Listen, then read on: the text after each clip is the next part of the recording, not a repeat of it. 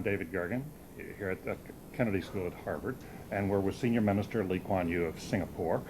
We'll be asking him about leadership, and perhaps I should introduce the other members of our panel as we begin. To my right is Professor Ronald Heifetz here at the Kennedy School, Senior Minister. As you know, Dr. Heifetz has a background. He's taught here in leadership courses at the Kennedy School and has really been one who laid the foundations for the study of leadership at the Kennedy School. He's been here for over 15 years. To his right is Dean Williams, who is teaching a leadership course now. He joined us at the faculty and has had a very popular course on leadership over the past year, I guess it's been now, Dean, and who has worked in Singapore, as you have just heard, and whose wife is Singaporean, so we're delighted to have him here. And at his right is John Thomas, who runs the program on Singapore here at the university, and has travels regularly to Singapore, and has also worked for the National University there as well. Now, Senior Minister, our thought today is that you have written two extensive books, memoirs, I guess. Is there another one still to come after this, or is this it? That depends on how long I live. Well, in that case, this will be the second of 4 volumes. If I live another 50 years. Exactly. So we might ask you, for starters, if you would. I find that in talking to people in China, many of them look to you as a model of personal leadership. And we'd like to begin by asking you, as you look back upon your years, what did you think were the essential elements of your own leadership? Well, to understand what made me and my colleagues become the people we did become, we've got to understand the history, because we went through a harrowing period that tempered us. That either broke us or tempered us. We lived in happy, placid colonial Singapore in the 1920s, 30s. We grew up there. And the British Empire would have lasted another 1,000 years, so we thought. Then the war broke out in Europe, and I'd been wanting to do law, which could only be done in Britain. So to mark time, because France had fallen, I was 18, I joined the local college, Raffles College, to do a humanities course, economics, English literature, and mathematics. My generation did that. Then in our second year, in December 1942, although the signs were there, but the overconfidence was overwhelming. Never believed that the Japanese dared attack. And on the 8th of December, which was 7th, your dateline, about 4 a.m., they came over and dropped bombs. Utter shock. Then the war began, and in less than 1.5 months, they were right down from the peninsula, from Saigon, where they had based themselves, onto Peninsula Malaya, on bicycles and tanks, came right through at the gates of Singapore. All the guns were pointing out in a different direction. Then the bombardment started, and we saw within 1.5 months the total collapse of the British Raj. And the painting that the Japanese captured was symbolic. I mean, there was this tall, gangling Lieutenant General Sir Archibald Percival, top of his class in Staff and Command College in Camberley, with a white flag and a Union Jack. And there was this Tomoyuki Yamashita with his big sword, looking dominating. And the Dark Ages just closed in on us. 3.5 years of hell, butchery, brutality. Many didn't survive. I was fortunate, I did, but it changed us. I don't know why I was spared, just the luck of the draw, because they picked up all the healthy young men on the basis that they're likely to cause trouble, to polish them off. And anywhere between 50 to 100,000 were taken to the beaches, lined up, and just shot.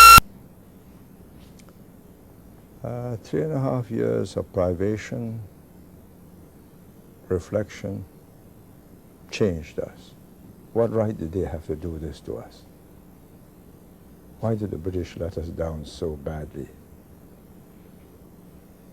Churchill decided it wasn't worth the sacrifice. He was concentrating on the Middle East. Well, 2 atomic bombs and we were saved, otherwise we would have been destroyed. I mean, towards the end, 1945, when they knew they were losing and they were retreating all the way from the Arakan coast down, they built trenches into every hillock in Singapore, labyrinths, and they had every intention to be there until the flamethrowers incinerated them. But that big bomb and the Emperor's speech, and they meekly surrendered. Some committed suicide. Oh, British came back. Happy times didn't return because they lacked shipping, they lacked medicine, they lacked food. But gradually it improved. My generation then resumed our studies. I went to England, studied in Cambridge to do law, spent 3 years there, took my degree, and 1 year in London. But I was then watching them with different eyes. Can they govern me better than I can govern myself? Because they scooted when the Japanese came in. And why shouldn't I be running the place, my colleagues and I?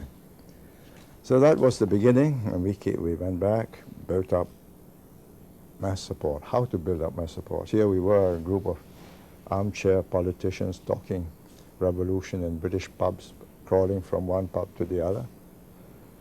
When we came back, we decided, let's start up with the unions, because there was considerable dissatisfaction with low wages and bad conditions. So we spent several years working voluntarily as honorary advisors.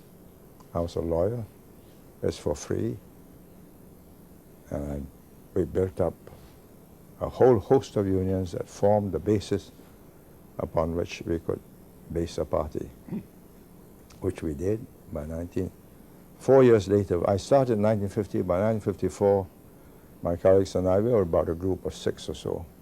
We formed a party, and the communists joined us. This common enemy, the British. They were not really communists, they're just left-wingers, but some were. And that was the beginning of a life and death struggle, first with the communists. The fight with the British was the easiest because they were not putting up a fight. They just wanted to make sure that power was handed over to a group that wouldn't ruin the place and ruin their interests. The fight was with the communists, who wanted a different system. Then to defeat the communists, because of the demography of Singapore, we were 70% Chinese, and all of them believed that communist China was a tremendous success, all the glorious pictures coming out of huge steel mills and ships and plants. It was an uphill fight. So we said, let's join up with the Peninsula, rejoin them. Then it'll be 40% Malays, 40% Chinese, 20% others. So the communists can't win. But when we joined the Malaysians, other Malays, they were not keen on this kind of psephology. They wanted 50 or 60% Malays, and they win. So after less than 2 years, they said, leave or there'll be bloodshed. It was a fine judgment whether they were threatening us, not really wanting to have bloodshed, but just wanting to get rid of us, or maybe the old Tunku who was then in charge was really out of control, and the young Turks were determined to rough us up. Snap decision had to be made, so we decided, okay, let's have a go on our own. So we left. And we have this tiny little island, 214 square miles at low tide, center of the British Empire in Southeast Asia, military base, commercial base, administrative capital, from which they govern Malaya, Borneo, Cocos Islands, Christmas Islands in the Indian Ocean. But now we got a heart without the body. All we had was the heart. How do we live? Where's the circulation coming from? That was the beginning of the challenge. Let's, if we might, rather than going through the elements of leadership for the moment, why don't we come back to the formative years, the formative experiences? Dean, you want to pursue that?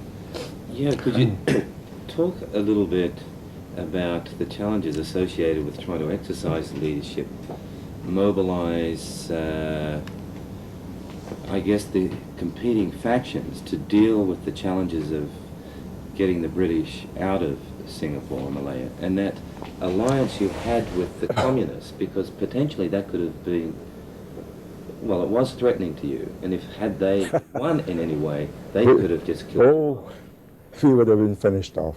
Yes. Well, it was the sweet innocence of youth. We believe that, you know, they can't all be communists. They look so ordinary people. They were just idealists. Maybe a few were die-hard Marxist Leninists. And why not win them over to our cause? Because anyway, communism can't win in a multiracial society. You've got to win over the Malays, and they're not going to be won over by communism. So we were hopeful that we could win them over. And indeed, we won quite a few of them over. So that encouraged me enormously. But in retrospect, we didn't have a chance. We did not know the depths to which that penetrated the Chinese schools, the clan associations, the Chinese chambers of commerce, the school management committees, alumni associations. Dennis Bloodworth, who was then the observer correspondent for Southeast Asia, covering Singapore and Vietnam, asked me, he says, can't you get rid of these fellows? So I said, they're like radioactive dust. How do you get rid of them? You got to vacuum the whole place out, and with it will go all the activists, and you've got all the inert gases left. So we had to take a chance. In the process, we were lucky in that their leaders lacked an understanding of the outside world. They understood the dynamics of conspiracy, you know, that we are on the same side, this cell takes orders from that cell and so on, and if you break the rules, bong. But they didn't understand that if you can't get sovereignty, if you've got only semi-self-government, semi-independence, the British were still in charge, and they could call the game off and bring the troops back. So that was my advantage. I was a lawyer. I understood completely what constitutional practices were. They didn't. So I arranged it such that when we made constitutional advance, I left unchallenged ultimate sovereignty in the hands of the British. I said, you keep that. If I lose, you'll have to deal with this. If I win, then I'll take over. I think that was the first wisdom, that I did not feel confident that I could win. So I had that backstop. Were there moments of doubt when you were wondering whether at all you could succeed in the face of this challenge? Well, when they opened in 1961, just before May Day, May the 1st, the Tunku, Prime Minister of Malaysia, came out at a speech to the Foreign Correspondents Association and says, yes, he will have merger with Singapore, but not with Singapore alone, but with Malaysia, Sabah, Sarawak, and Brunei. That's the dowry for taking in troublesome Singapore. So the communist underground were greatly excited, because then they would be cornered in this bigger federation. So the leader of the underground, who had met me secretly before I was Prime Minister, sent a message through my wife in her lawyer's office to ask to see me. This was quite a dilemma. The last time I saw him, I was just an MP. So I took him to the legislature, and if anything happened, I said, well, I was just meeting a constituent. But this time, I was the Prime Minister. What am I hobnobbing with a man who has to be arrested on sight? I thought it over. I said, he's also taking a risk, because I could have a posse of police quietly tailing me and surround the whole place, and we've captured the leader of the underground. But then he might bump me off and bump himself off. So I said, no, let's go. Let's see what the score is.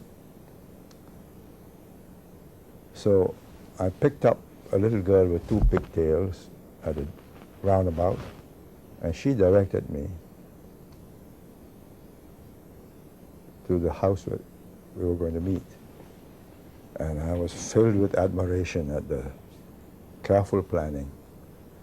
It took me to an incompleted public housing project, nearly complete, everything ready except power and electricity. So nobody's in charge, nobody's in occupation. You can't claim that you harbored this man. I thought, all right. There he was, candles, beer, glasses. Sat down. He says, we've been misunderstanding each other. We want to cooperate with you. All we want is space for cultural and union activities. You do it your way, we will do it our way. But we must have space. I thought to myself, space to get stronger, then you have a big tight rope and you put it around my neck. So I said to him, well, you have your views and your agenda. I have to do what I have to do. So you do what you have to do, and if we have to part company, let's part in a friendly way. But I can't guarantee your freedom of action in this way. A few days later, he saw the Open Front leader and says, destroy the PAP government. Then they broke off and the fight began. And I wasn't sure we were going to win it, because all of a sudden, all their sleepers in all the unions and the newspapers, Chinese newspapers particularly, school management committees, chambers of commerce, came out with fiery statements denouncing me as a lackey of the imperialists and tool of the feudal leaders in Malaysia, and so on and so on and so on. And then the fight began for the vote, because I had a referendum. I proposed a referendum to join or not to join Malaysia. And we campaigned for a whole year. We won it. They lost. I gave them no choice, because they had agreed with me that the future of independence lay with merger with Malaya. And I said, all in the written document. So they can't back off. So I said, well, in that case, we will have merger either style 1 or style 2 or style 3. They said, no, you must have anti-merger. I said, no, you never wanted anti-merger. So they called for a blank vote to protest. They got 30% blank votes. I carried 70%. So we went into Malaysia. But in the process, this is where I mean, if Singapore had got independence straight away, we would not have succeeded. It was a fractious, strike-blown, riotous kind of people. Quite irresponsible. They're just angry with the world. But having gone through this awful clash with dark forces that would engulf us, huge, massive rallies which the communists could mount to intimidate people, they decided that this was a very serious business and that we were not unworthy of their trust, that we were prepared to fight. Then having got to Malaysia, the Malays then mounted riots against us to browbeat us. And at that time, the police and the army were in the hands of the Malays. We stood up and said, no, you stop it. Let's have a commission of inquiry and put the Tunku, the Prime Minister of Malaysia, on the defensive. I wonder if I could go back a bit and then we'll resume the story to understand more fully what made you personally a leader of your people. Do you feel that you were born a leader, or were there episodes in your youth that shaped you as a leader and allowed you to move forward in the way you did and gave you the confidence to move forward? I don't think I was born a leader. I was born an activist, yes. I was not the ideal well-behaved boy in class. I never became a school prefect. I never became the school captain. I was always up to some mischief of my own, poking fun at some other student or whatever. There was a certain exuberance in me. What made me a leader was that when the time came, the group of us who were the core of the leadership said, you better lead, because I was the best speaker. You're the best speaker. I was the best speaker. I was the best speaker in English. But then the mass of the people who spoke Hokkien and Mandarin and Malay. That was sort of Chinese language, right? Yeah, so English was understood then, in the 1950s, by about 20% of the population. So I furiously started learning. Malay I was quite good at, because I grew up with Malay students, so I could easily use bazaar Malay, not polished Malay. Could easily make myself understood. But I then learned Mandarin, the Chinese language of the educated. Then discovered that only 20–30% of the population understood Mandarin.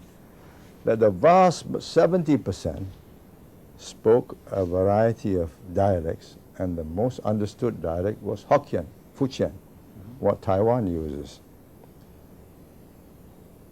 So every day at lunchtime, instead of having lunch, I would sit down with a Hokkien teacher and laboriously and painfully learn to convert my Mandarin into Hokkien. And had I not mastered that, the battle would be lost by default. But because I mastered that, we were able to get our message through. And what was more important, I think, in the course of the fight, when I started speaking in Hokkien. This was in the 1950s? This was in the 1960s, 61. There was a by-election. the kids just laughed at me because it was comical. So I said, please don't laugh. Help me. I'm trying to get you to understand me. By 6 months, I was able to get my ideas across. By a referendum in 2 years, I was airborne. And so came, it had two advantages. One, it showed to them how determined I was and how sincere I was, because here I am doing all these other things and learning this language to talk to them. And secondly, believe it or not, at the end of 2 years, I could speak better than most of them. That came respect. Yeah. You said in the book, your second volume, that your greatest asset was your strength at the podium, Yeah. your capacity to speak. Yeah. That's really what helped to single you out early, and then to gain the attention and the following. Yeah. And where did that come from? It was just that was a natural born capacity, or is that something you learned when you went to England? If you ask me, it must have been innate. Yeah. I wanted to be a lawyer. Why? Because my parents told me they had suffered with a depression in the 1930s. Mm-hmm. And their friends who were lawyers or doctors or engineers didn't suffer so badly because they had a profession. So they told me, get a profession. So I wasn't keen on being a doctor. I thought an engineer was a hard life, making machines and so on. Why not be a lawyer? You just Argue. you argue. And I wasn't bad at that. So I took part in debates in school and became a regular debater and chairman of the debating club. But that's not decisive. I've seen later on in the Cambridge Union Society people make clever speeches. It's a useful technique, but to get across, you must have a deep message which you must be able to put with total conviction. Then they believe you. And the formative experiences that came in forming your convictions came out of the war, and then what you saw after the war. Out of the war, out of working with the communists, fighting them, out of going into Malaysia and finding that we were ambushed by the Malay extremists who wanted the Malay-dominated country. And we had to fight them and said, no, what does the Constitution say? We are equal citizens. Then they tried to browbeat us. Blood will flow. But at that moment, when the troops were Malay, police were Malay, the people were greatly relieved and took comfort that here was a group that was prepared to stand up for them and said, oh, we are not scared. Okay, over our dead bodies. You kill us. And take the consequences, because at that moment, British, Australian and New Zealand troops were defending them against Indonesia's confrontation. And if they bumped us off, there'll be a tremendous row in the British Parliament, where I had many friends, in the Australian Parliament, where the Prime Minister, Robert Menzies, was also a friend, and in New Zealand. So they had to weigh the odds of having a mighty big row with their three protectors against Sukarno's forces, or settling in accordance with the Constitution. Come back to this point you made. It's not enough to make the clever speech. That anybody can do that, but what is important is the conviction that goes with it. Why is that? Why do you distinguish between the two? Well, because one is just a clever speech, they listen to you and they say, well, oh, smart fellow. But when you're facing a dire crisis and we say, as after a riot, I had to say, you're worried, so am I. I'm worried too. But let me tell you this, if we stay united, there are limits to what they can do to us. Let's have a solidarity movement throughout Malaysia, all the towns. And there are 40% Chinese, 40%, 20% Indians and others. That's 60%.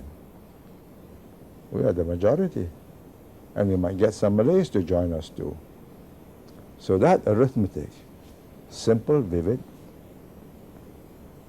they said, yes, we have a fighting chance. This is not a hopeless fight. We've got leaders who are not going to cut and run. And they also knew that I had a direct line to Harold Wilson, who was a personal friend of mine. From my labor days as a labor club member in Cambridge University. And I have friends who were students in Cambridge and in the Labour Party research department with whom we kept in contact. So they said, well, let's stay, let's not quit. So you must have a message which is credible, which is sincere, and at the end of the day they say, yes, it can win if we have the courage to stay put and not run. And they did.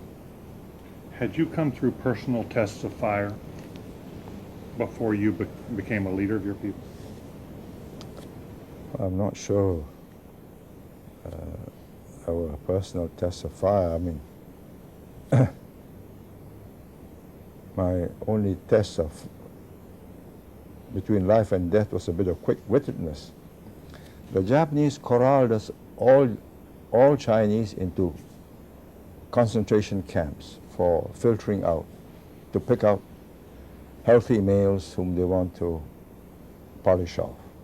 They wanted to punish the Singapore Chinese for supporting the China Relief Fund, helping the nationalist government fight them.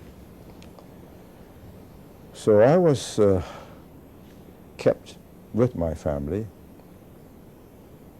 in a red light district. They just corralled us. I think they just drew a circle and said, there you are. And as I was walking out, if you are cleared, they'll chop a Japanese character or Chinese character, meaning examine, qian. It's either on your body, then you don't wash it, try and keep it for as long as you can, or on your shirt, in which case you preserve the shirt. When it came to my turn, as I was passing through, carrying my little belongings, he said, go to that lorry. I thought, no, this is trouble. If you go to the lorry, you might be killed. Instinct told me that, Yes. Bad. yes, it was bad. I said, can I collect my other things? They said, yes, go ahead. I then went smartly back. My gardener, who was a rickshaw puller who pulled my brothers and sisters to school, had his labor lines there. He shared a dorm there. So I hid in his place for a couple of days. Then when they changed the screening inspectors, people with hooded eyes and so on, they decide who gets through, who doesn't get through. I decided to try my luck and went out again. This time I got through. The ones that were sent to that lorry were sent to the beaches and machine gun. So, have I had a brush with death? Yes. I was wondering whether it gave you the kind of courage that you've shown through life. You're known for having guts to sort of see through very tough situations. I'm not sure it's guts. It's just instinct. The other way, I thought, oh, this sure sure death. Let's try. Looking my meekest, I said, my things to collect. I said, all right. People have become increasingly ambivalent in the West in the last 30 years, 40 years, ambivalent about authority. You could say that the United States was built upon this ambivalence in the way we constructed a government with separate institutions sharing power, so that no one could do too much damage, and the fear of investing authority in anyone too far. But certainly since the era in this country of Vietnam and Watergate, the degree to which people are willing to invest someone with authority is been reduced. The credibility of people in authority is reduced. I would like to understand, I'd like to learn from your experience in developing your own bases of authority. It's already informative the way you've talked about learning the languages that people speak, connecting with people in the outside world. So if you could give us your insights into the sources of your authority, both your formal authority as well as your informal authority, credibility, trust, respect, that might be very helpful. Put simply, when I started, I was just a sympathetic lawyer who worked for unions free of charge.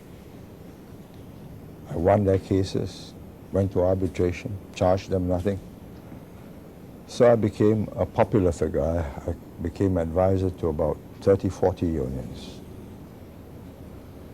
So I was a good guy. But just as a technician,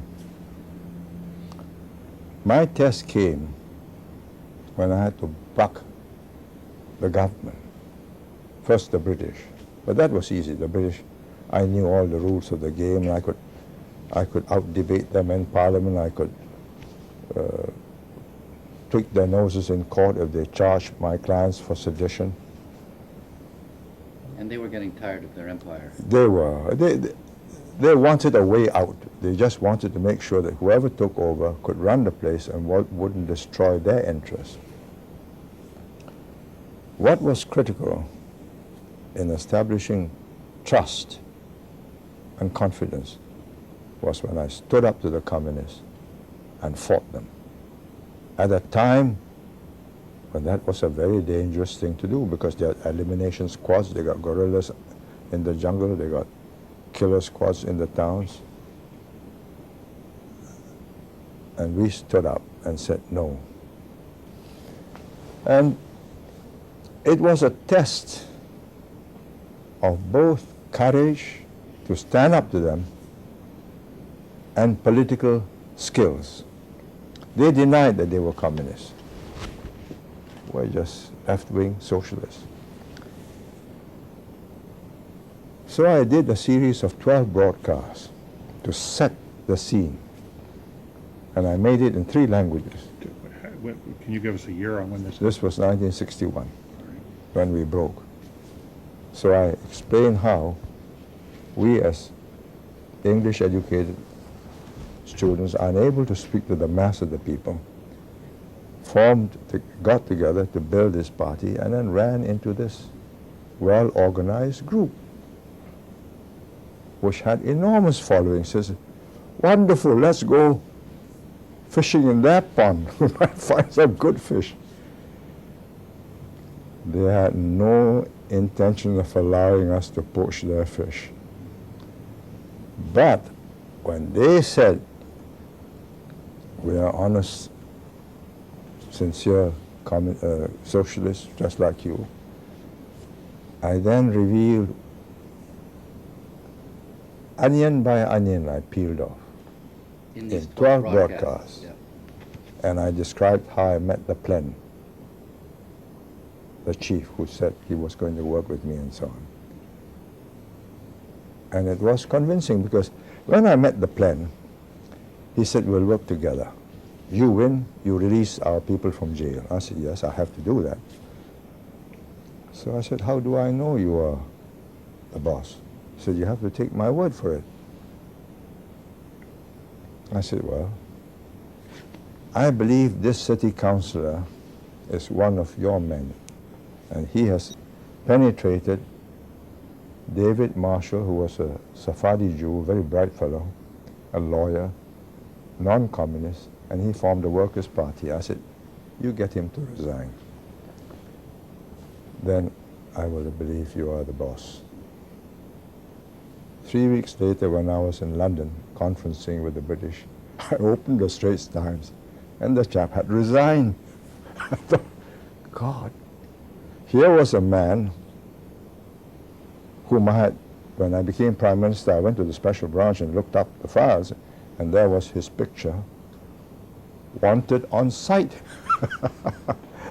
And deep in the underground, chased by the police, he could send a message to this fellow he did not know, and the man resigned. So when I disclosed all this, credibility was established. The fight was on. In 3 different languages, those broadcasts. When I finished each broadcast, the director of the station couldn't see me. He went into the room and found me lying on the floor trying to recover my breath. Each speech was in 3. Oh yes, English, Malay, Mandarin. And you try that. How long did you speak? About 20 minutes each. Oh. Whoa. But it was a fight for survival, life or death.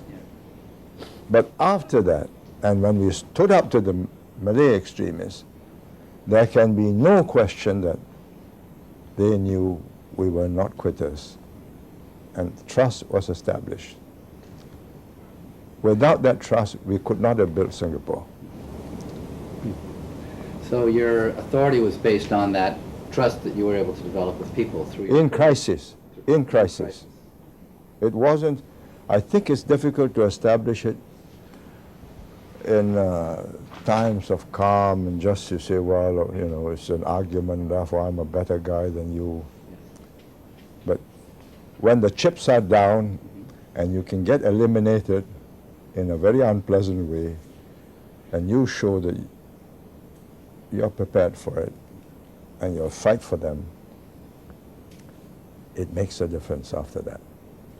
Do you think the person who steps forward in that situation as you did does so by instinct? What is there that brings forward certain kinds of people in crises? I can't explain it. I got them into this trouble. Nobody asked me to go and chase the British out. It was something visceral. My friends and I decided to do it. Then we landed ourselves in a fight with the communists. Had we been rational, had we known that they'd been digging away, building up since 1923, the year I was born, the first Comintern agents were sent from Shanghai to Singapore in 1923. And here we were in the 1950s trying to beat them. And they are professionals at organization. You beat them through the gambit, too, of joining with Malaysia. Yes, yes. Malaya, That was the gambit. That was the gambit, yes. Because you couldn't beat them head-on No, you in couldn't. a referendum in Singapore. No, we did. Oh, over the joining. That's the right, unification. because they had committed themselves. Yes. I got them to commit themselves first. Now, other people have gained a great deal of credibility with their people in times of crisis, like in the Philippines with Marcos and many other places. The founders of their, or founding people in the decolonializing period. And then somehow, after 10 or 20 years, they lose their sources of authority. And they try to rely on their military as their major source of authority. Can you tell me, give me some sense of how your own sources of authority evolved, or how you continue to nurture along your own credibility so that you did not become subjected to a people's war or to a... Well, put simply this way, we knew we had a vicious opponent in the communists. Any peccadillo, any misdiscretion, any misdemeanor, and they will smear you in the coffee shops and destroy your character. The fact that I sleep in an air-conditioned room is a debit. So look at him. Look at us. We sleep with you on the hard union benches every night. We are with the people. But look at this softy. So we were very conscious not to give hostages to fortune. That if we became dishonest, we became ostentatious, we lived well at the people's expense, that was going to fritter away all this trust that we had gained. That was one half. The other half was to deliver. Yeah. So we delivered the homes, the schools, the jobs, the hospitals, homes literally that they own today. We gave them the land for free and charged them just for the building of the apartment, docked off their monthly salary, and today 98% of our people will own their own homes, and the smallest home would be about 3 rooms, would be $100,000, and the biggest would be about 300,000 US. That's not, once you own that amount of assets, you are not in favor of risking it with a crazy government. Your assets will go down in value. But that was planned. Yes. We planned that for 2 reasons. One, we had to have the children fight because it's a small nation, so everybody does national service. And if you're going to fight for all the wealthy people's big estates, that's not a good idea. So we gave everybody a stake. So not losing our sense of purpose and place, not abusing our power, that we were trustees and not owners of the place. That was crucial. And the other, to deliver. Let me, I wanted to come to you, John Thomas, because this goes back to, he's talked to one of the people who's closest to you about elements of your leadership. Could you pursue that, John? Yes, first of all, let me thank you, Senior Minister, for spending this time with us. You said yesterday that in some ways you were here because having visited Harvard and spent a brief sabbatical with us in 1968, you felt some sense of it was an opportunity to repay what you had gained at that time. And I think your notion that 32 years later you still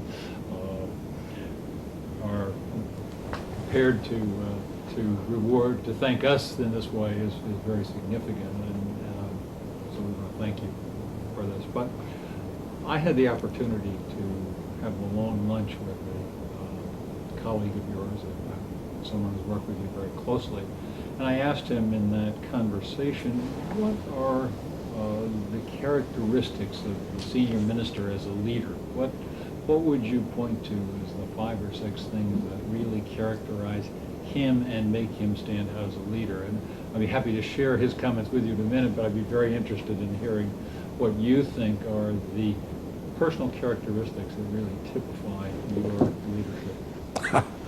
This is subjective. I can't look at myself in the mirror and I can describe my appearance. I can take a picture, but how do I describe my inner motivations, my proclivities? If you want me to have a go, I would say I'm consistent. I don't say one thing today and another tomorrow and change again day after tomorrow. It's not that I'm inflexible. There are circumstances where the situation has altered, and I'm prepared to say, well, this no longer applies. But on the whole, I stay consistent, and I had 3 journalists write up a book of my speeches, and I asked them at the end, what was the dominant theme you found? And the 3 of them said, consistency throughout all the 40 years in public life. What I said at the beginning, throughout all that period, the theme stayed loud and clear. That made it simple, because you know where you stand with me and you know what I want to do. 2, I'm quite determined. I may not be able to do it this way, but don't believe I've given up. I will think of some other way to get there. I think it's necessary, because if you lack that determination, then you're not going to achieve. You will not be able to deliver. Third, I am able to get ideas across to people in simple ways and persuade them to my point of view.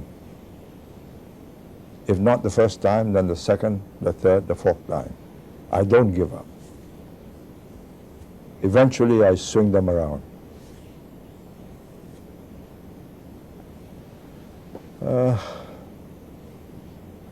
5th, I am true to my friends and colleagues. I don't place trust in people who don't deserve it, but those whom I feel are trustworthy, I give them total authority. I give them total mandate to do it their way. It's part of a Chinese saying, use man, don't distrust. Distrust man, don't use. Say that again now. Use a man, don't distrust him. If you distrust him, don't use him. And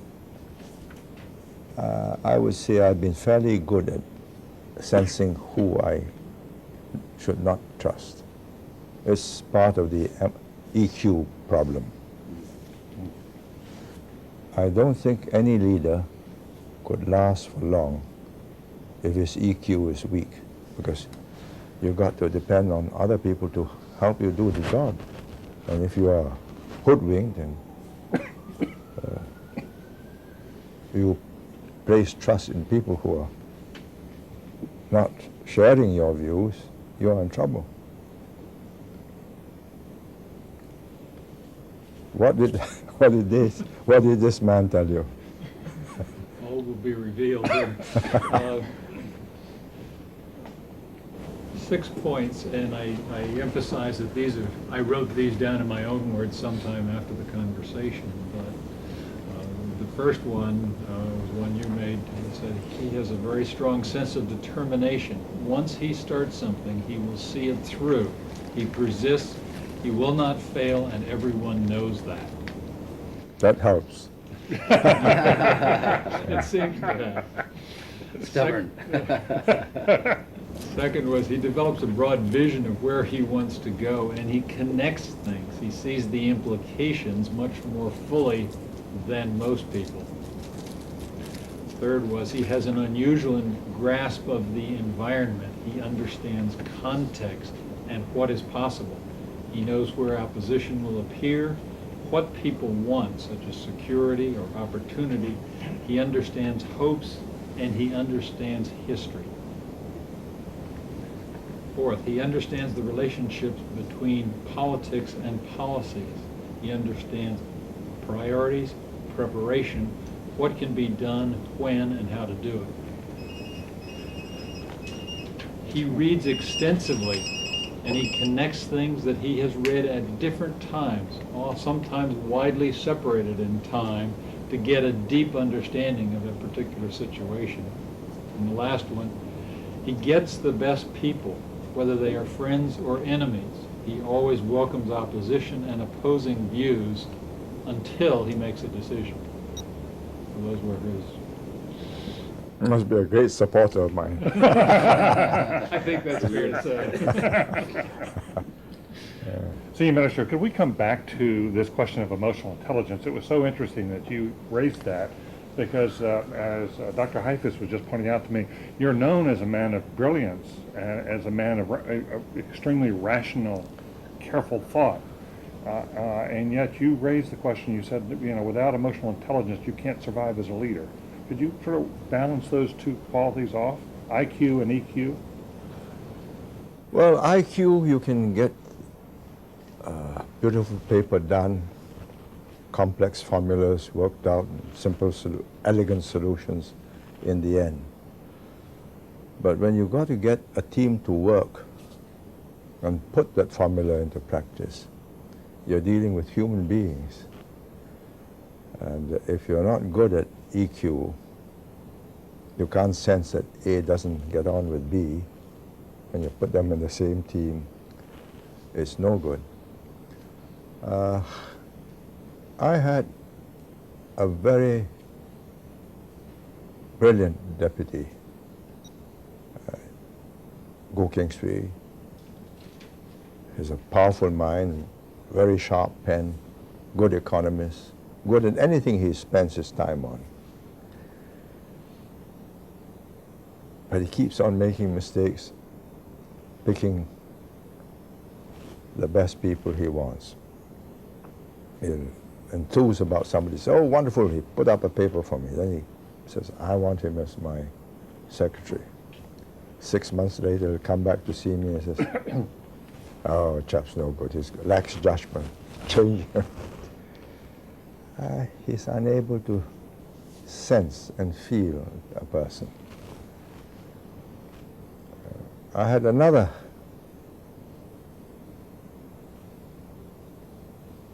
man of the same generation with Go Kingsway, also bright, became a teacher, became a builder and a manufacturer of ships. Then in his 60s, I persuaded him to be the chairman of our Public Services Commission that recruits people for the public service and interviews potential officers or young students for scholarships to top universities abroad. And nobody pulls any wool over his eyes. He sees through the person each time. And when he sends me a man and says, this is a good man, he turns out to be a good man. He's got this uncanny knack. I have another friend, also a colleague. He was a manufacturer of sago flour. He invented a machine that would thresh the sago out of the fiber. I got him to build houses, the first few houses, practical. I was very good at that.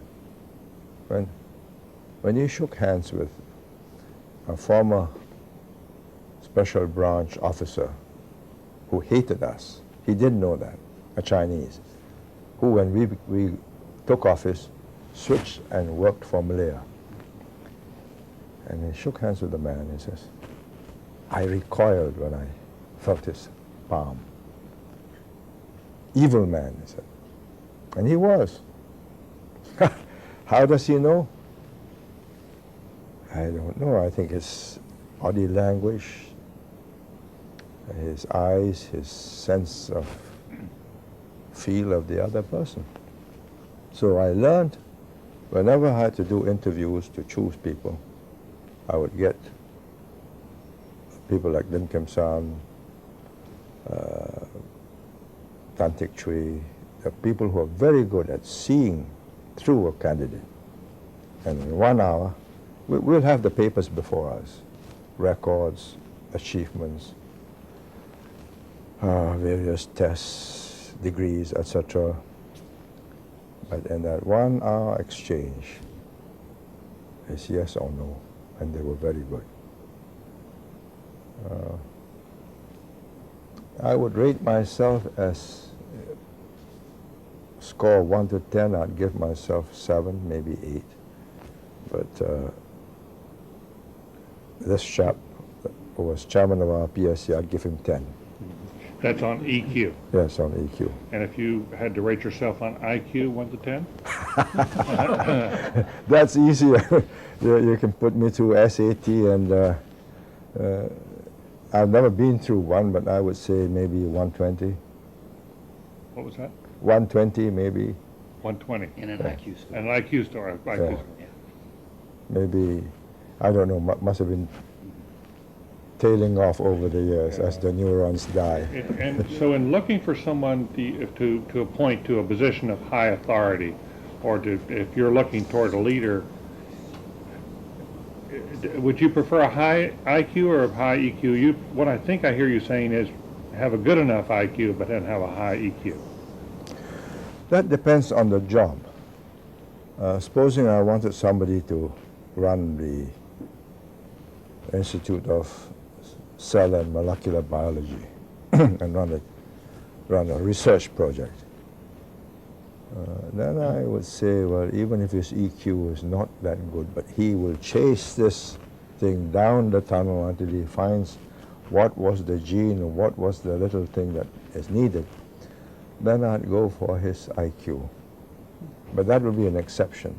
But if I'm going to get a man to do a job that handles other people, a department or a team, he should have enough IQ to be able to master the details, so he understands the total project, but good EQ so he knows who to appoint to what particular sector and who will work with whom.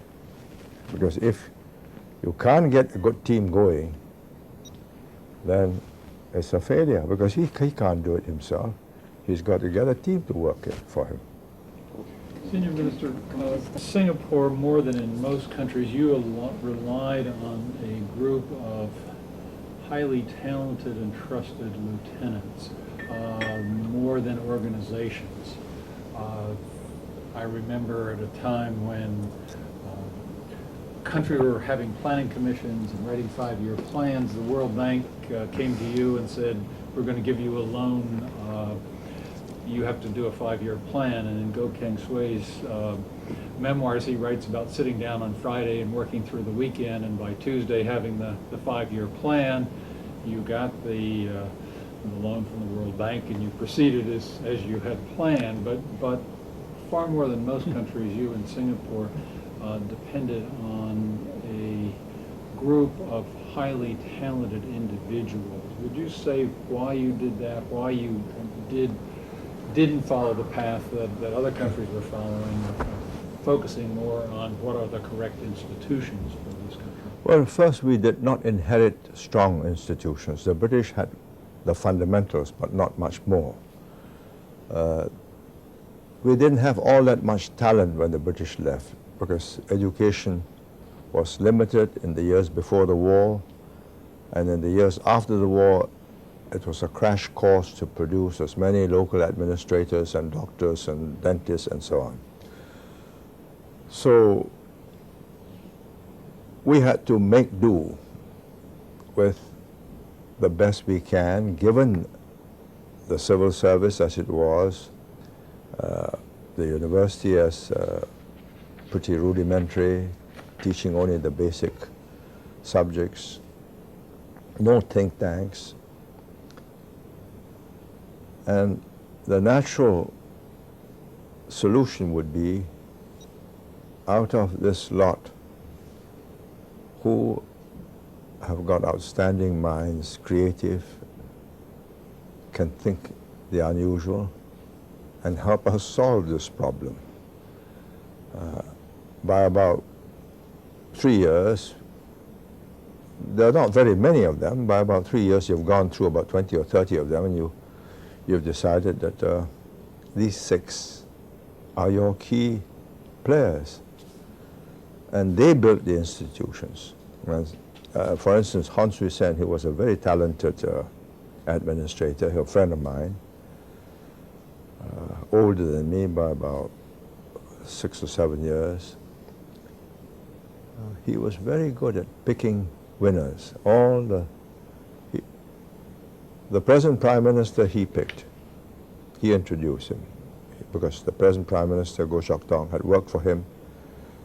He was a young officer who had gone to Williams College, came back, and he said, here's the shipping line, it's in the red, you turn it around. And he turned it around. It became profitable.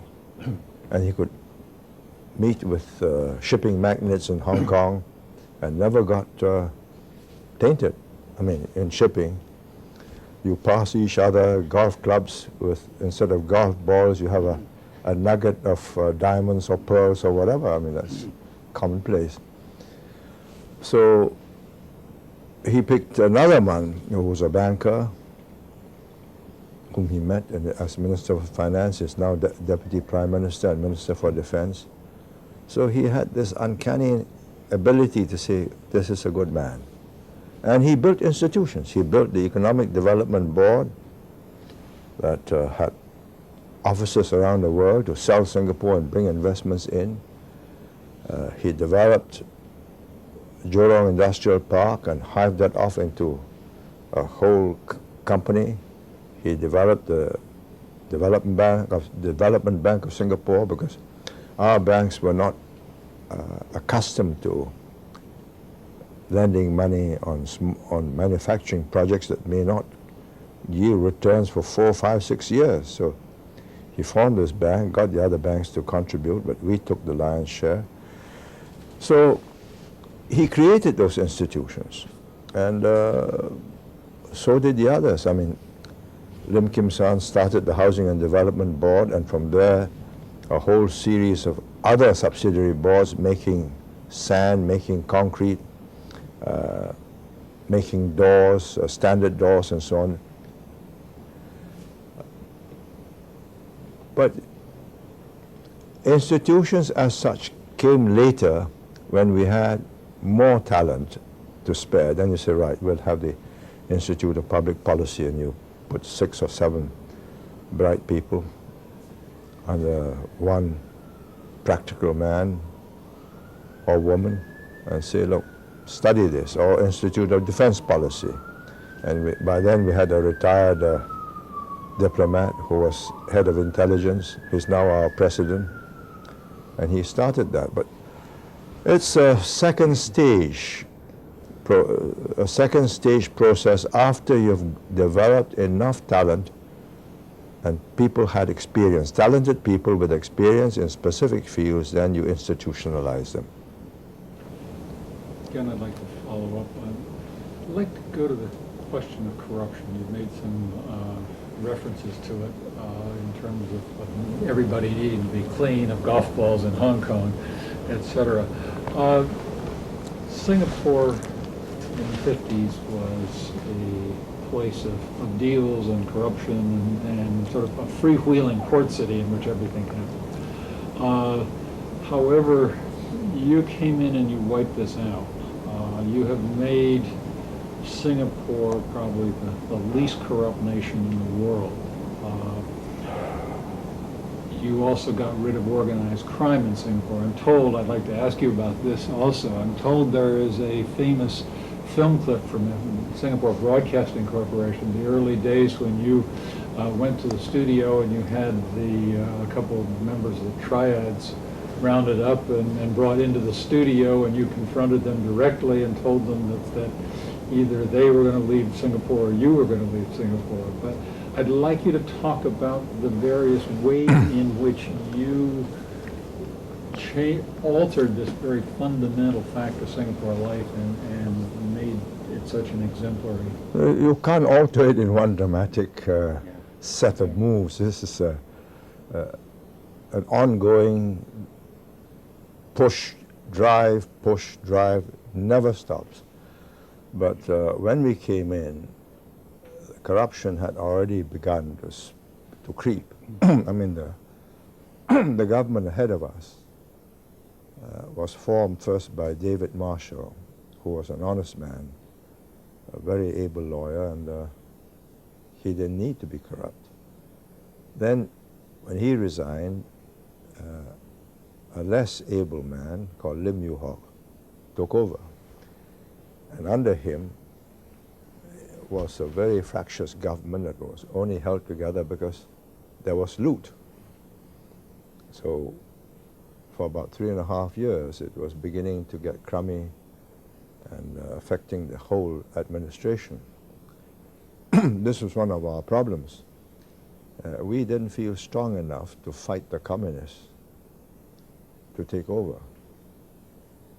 But if we didn't fight to take over and we blocked the communists and we left this government for another 5 years, then we'll inherit a civil service that's corrupted, and then you've got weakened instruments, blunted instruments.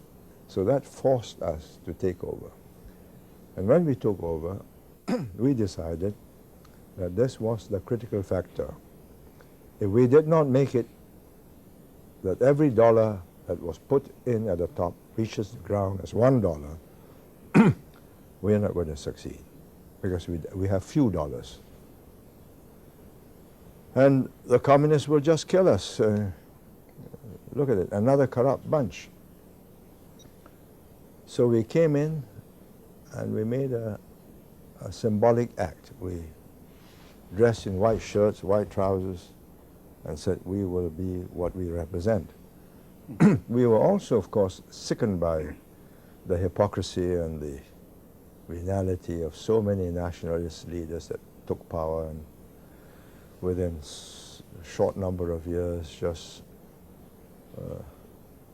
were living it up and running their countries down. So we had to be different. We knew the communists would kill us if we were not careful.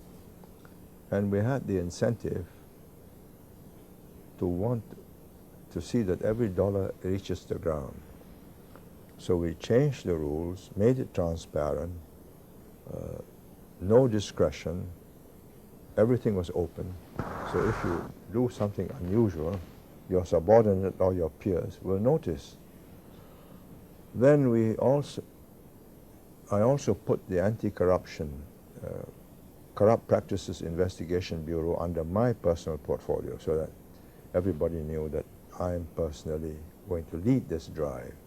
So I gave the director the authority to investigate everybody and everything, all ministers, including myself.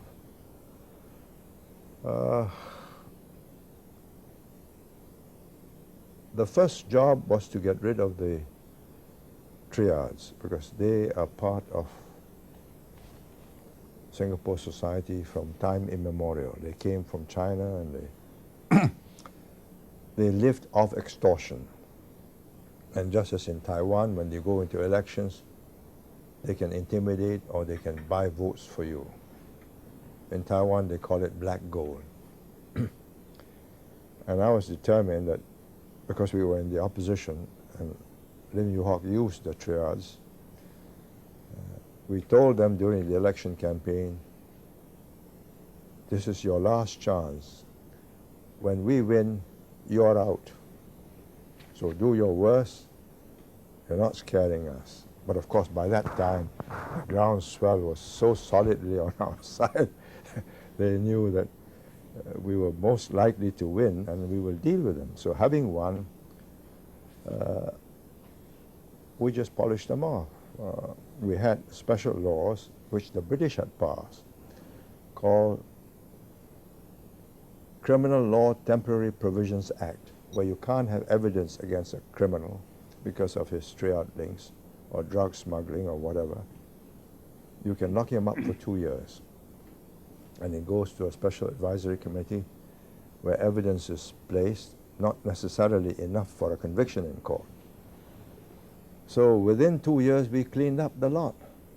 and many moved off to Malaya and other places, and they never came back. Had we got them back, because the police and the army was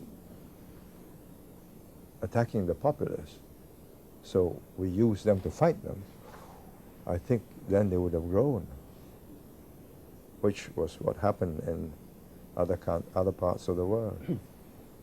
But after that, it's just one hard slog to make sure. The venality is a failing which sometimes is difficult to explain. I mean, the most difficult of all to explain was when my own colleague, who built up all these beautiful houses, he is an architect, very able organizer, called Teh Chang Wan. I've covered him in one of my chapters. He could have made a fortune outside just as an architect. But for some reason, he yielded to the temptation of taking $500,000 for adding an extra piece of land on a land sale, so that the developer has a neat little completed plot. Then he did that for another one. And years later it cropped up. And the investigations had to start. He wanted to see me to solve the problem. I said, if I see you, then I'll be a witness in court. So best not see me. Better see your lawyer. He committed suicide and left. He left a note and said, as an Oriental gentleman who believes in honor, I have to pay the supreme price. Died. And the family left because we had created by then, this was 85, 86, we had created in Singapore a climate of opinion which considers bribery, especially bribery graft in high places, as totally devastating to the society and the economy. But it's a heavy price, but it reminds every minister that there are no exceptions.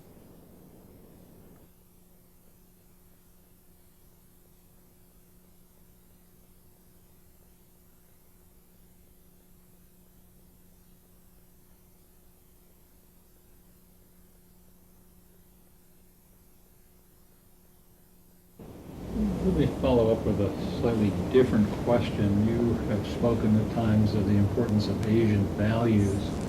I wanted to ask you if you think that the Asian environment shapes the exercise of leadership in Asia. And for instance, it's often said that family values, which suggest that you can oppose the head of the household within the family, but not outside, is also a paradigm for public leadership. We talk about Wayang and shadow puppets. Are there unique dimensions to leadership exercised in the Asian context? Well, there are certain forms which you don't break without upsetting people. I'm not sure that it will always remain that way, because all these societies are now open to American television and British and all the other external media.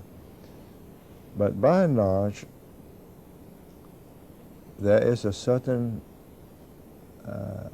respect for authority, because you've got to give respect to authority, otherwise the system won't work. I mean, if every time you have a man elected president or prime minister says, oh, he's a crook, you can't believe, the system won't run. You've got to say, well, he's the prime minister. He may not have been the ideal. Well, he has the authority. Let's see how he works, how he exercises his authority. I am doubtful if, having watched how it's changed in Japan,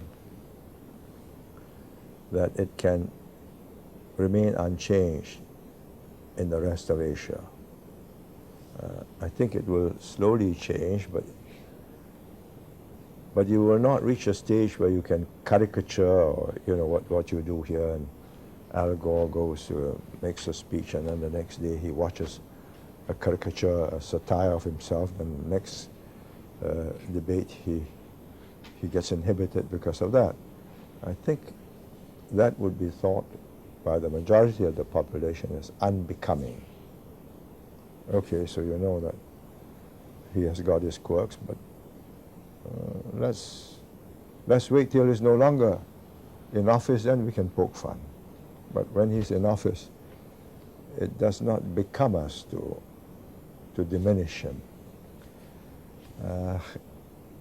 I think it's changing because of the impact of interconnectivity, cable vision, satellites, soon broadband on TV. But by and large, if you see, I watch on cable Taiwan and Beijing television. Taiwan has gone riotous, a la America. So fun is poked at the president, caricatures and so on. I think it's sort of force-fed. You know, I want to show the Americans that we are a real democracy and we are acting like them. I'm not sure that this is doing a service to democracy in the long run in Taiwan, because it's going against the grain of the society and undermining authority. Then you look at the mainland. There's a certain formality, I mean, a certain stiffness in which the leader presents his views to the populace. Of course, you get an exception like Premier Churumchi, where he will sit back and you can bounce any questions off him with a smile. He'll give you a full, complete, and sometimes a stinging reply, all done in good humor. But they are far and few between. But I think we are in a state of flux. Slowest to change will be the mainland. Fastest to change will be Taiwan, out to show that they are Americanized. Japanese also next slowest to change.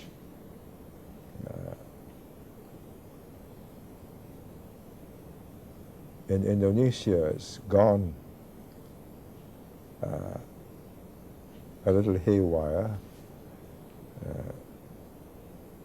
When President Suharto was in charge, he was a stern oracle. He says very few things and very seldom. But what he says, you have to study very carefully because they are going to be implemented.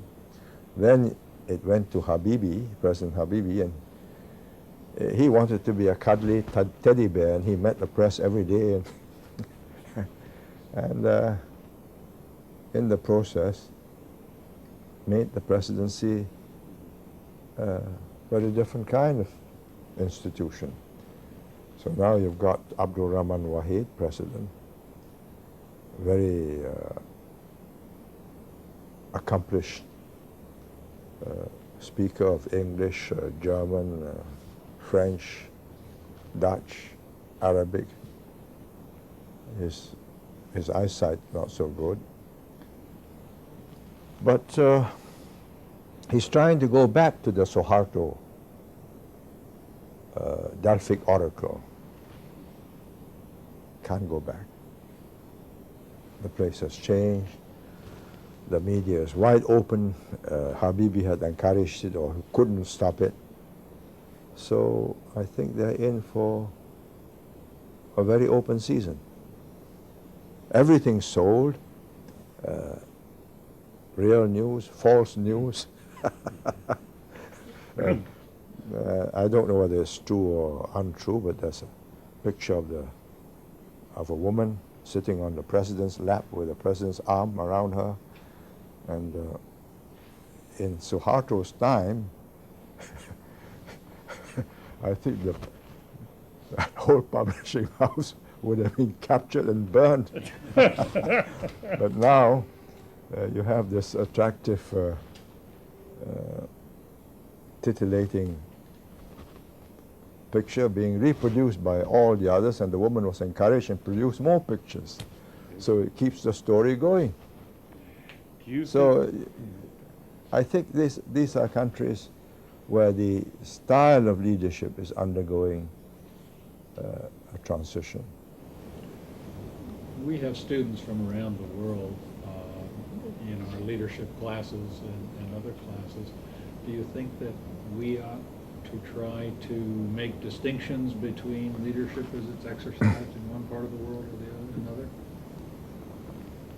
Leadership has to be exercised in the context of the society it is in. Yes. Without that context, it doesn't make sense. I mean, if you take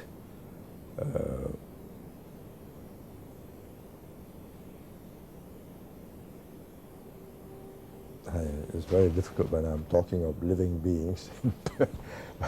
If you take, let's take past leaders. Margaret Thatcher could only operate in the way she did, and operated effectively during the years of her prime, from 1979 to 1990, because of the context. I mean, the society had been in a malaise. Successive Tory Labour governments couldn't get the country going, and she was determined to change it. And she was a grocer's daughter, and the Tory blue bloods determined not to allow the people to forget that. But she said, well, so what? Change it. I think had it been in Australia, she would not have faced that kind of social snobbishness, which made her job more difficult. So leadership has to be exercised in the context of your society, of a particular society, the values, the habits, the patterns of behavior of that society. I'm not sure that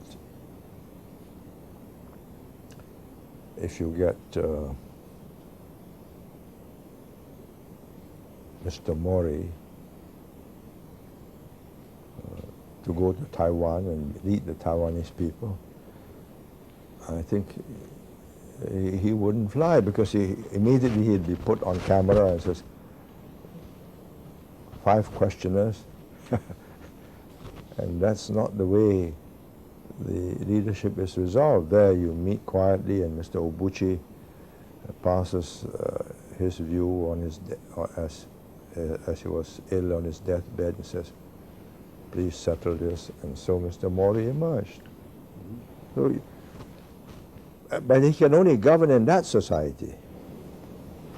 Would you say that for yourself as well? Certainly in Singapore, some Singaporeans would say, oh, if only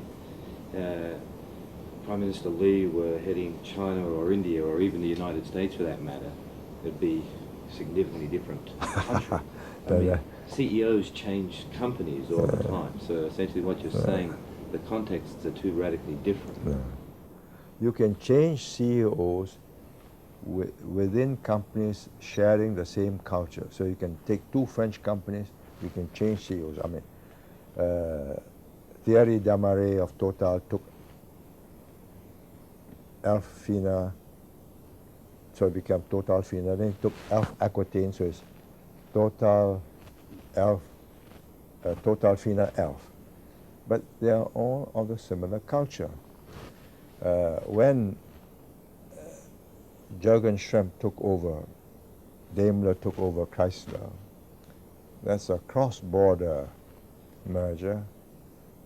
Mr. Eaton resigned after a short while, and there's still an incomplete job of fusing the two cultures. So it's not comparable. I mean, and countries are very different.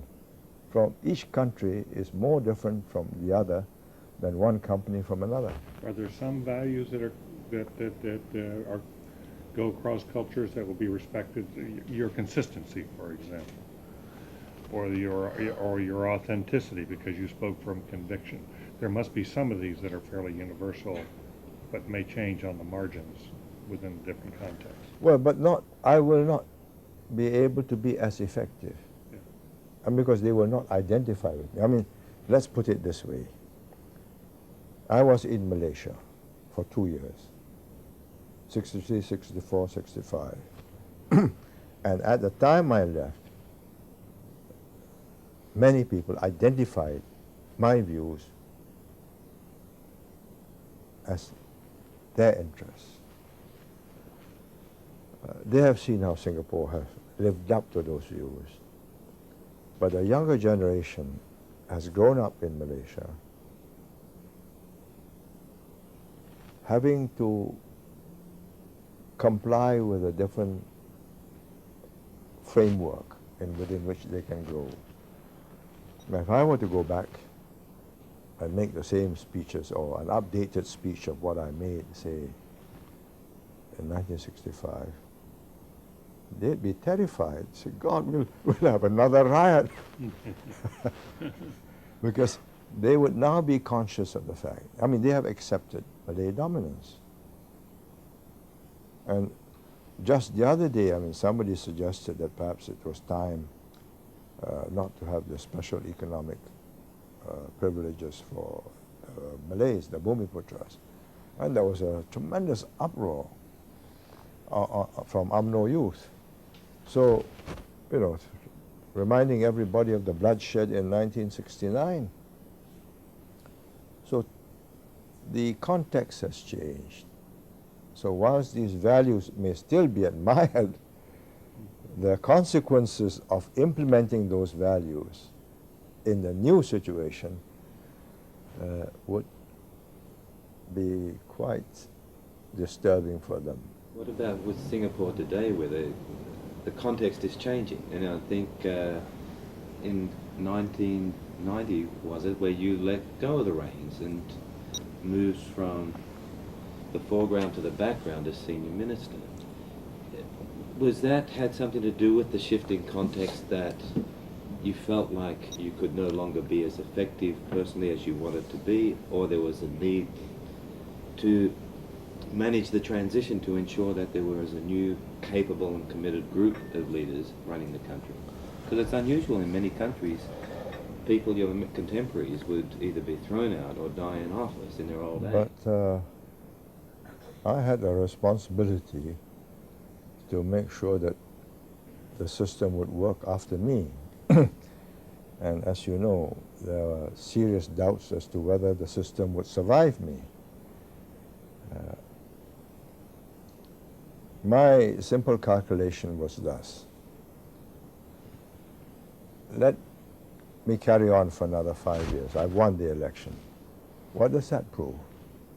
That I'm vigorous, that I'm still agile, I still can get things done. So what? And the country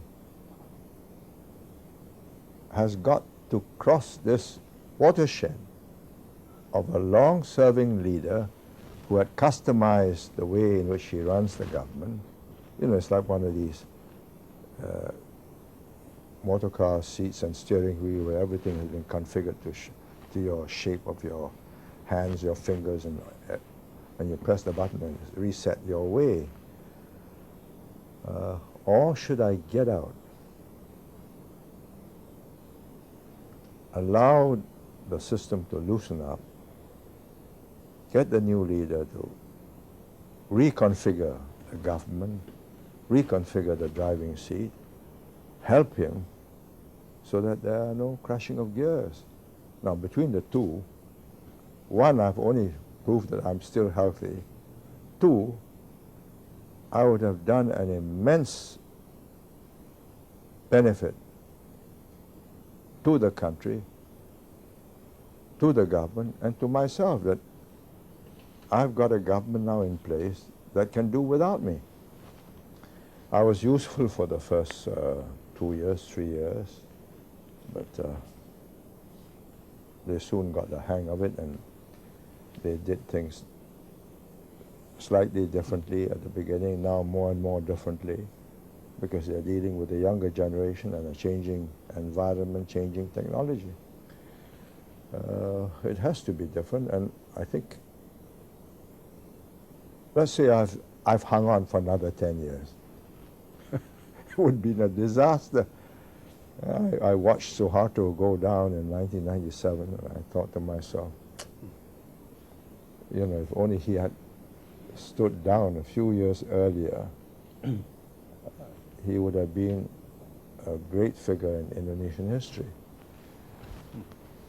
Senior Minister, you writing your book about one of the major challenges you had early on was to change the attitudes of the Chinese in Singapore about military service so that they would be more embracing of it, and you could form an army. And you had faced other challenges like that about moving the population, moving their attitudes, changing their views. How does a leader do that? How do you cope with a problem that's very large for your society, and you want to change habits and attitudes of the population? We faced, and the people knew we faced, a dire threat. When we became independent, our 2 battalions, which had been formed during British days, had 60% Malaysians, and the commander was a Malaysian, because the forces had been integrated. And the Tunku intended that they should stay there. So the population was fully aware, alive to the fact that if we don't have a force to defend ourselves, we'll always be bullied. So how do I change this? Well, first, I had the advantage of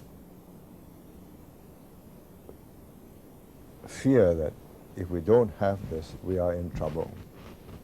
Second, we formed immediately, more symbolic than any additional to our military capabilities, we formed a special platoon or company where all MPs and political leaders took military training and weekends and marched past during National Day. Bold, brave soldiers. Then we formed school cadets, both for boys and girls, and school police cadets, so that the police will not be treated as enemies. They are your own children. They're going to look after you. So over 5-10 years, their attitudes towards people in uniform changed. These are their own children in the schools, learning how to be good soldiers and good policemen. And we used to have them gathered together for send-off during, when they were called up. Speeches were made, and then after the first basic training, they meet their sons in camp, shaven, crew cut, and so on. But after 3 months, the sons came back more sturdy and better, and standing more upright. Over 5-10 years, attitudes changed, and this is now 30+ years. Mind you, it's accepted as a way of life, and we have built new camps for them, and the camps look like resort hotels. So, but they've still got to do some rigorous training. I mean, you know, there are hot showers and everything, which they didn't have in the old days. But when you do an obstacle course, you do an obstacle course, and when you do a 30-mile walk with a 20-pound pack, that's still got to be done. but it's been accepted. Could you step back from that experience and sort of talk more generally about then how, as a leader, one approaches a change? You see that the country's got this real problem. It's too soft, or it needs a military, or needs integration of cultures. Or it needs integration of Yeah. cultures. How one then sort of thinks through what's the process by which you change a culture as a leader? Well, I'm not sure we can change all cultures. We can change cultures at the margins. I think basic cultures you can't change. It's very difficult. It comes from mother to child. We changed the attitude towards military service and police service, uniform services, by making them respected and honorable. That they are not thieves, they are not people who are going to rob you, that they're going to defend you. So I had my sons do it. I mean, I had two sons. They went through a course just like everybody else, and but unlike everybody else, they had the full glare of publicity. Then they signed up to stay in the army for 8 years. They won a scholarship, and they went on to university in Cambridge.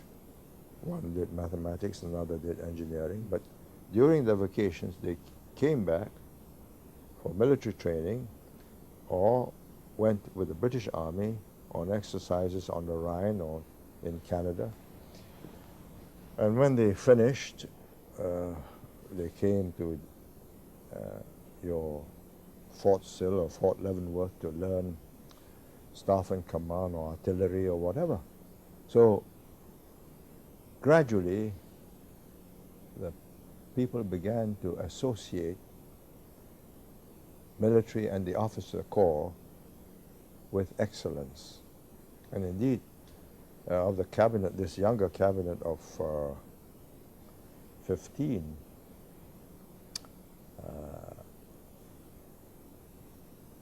there are 5 who are military officers who ended up as, my son was one, he was a brigadier general. That's George Yeo, also brigadier general. There's Teo Chi Hian, he was a rear admiral.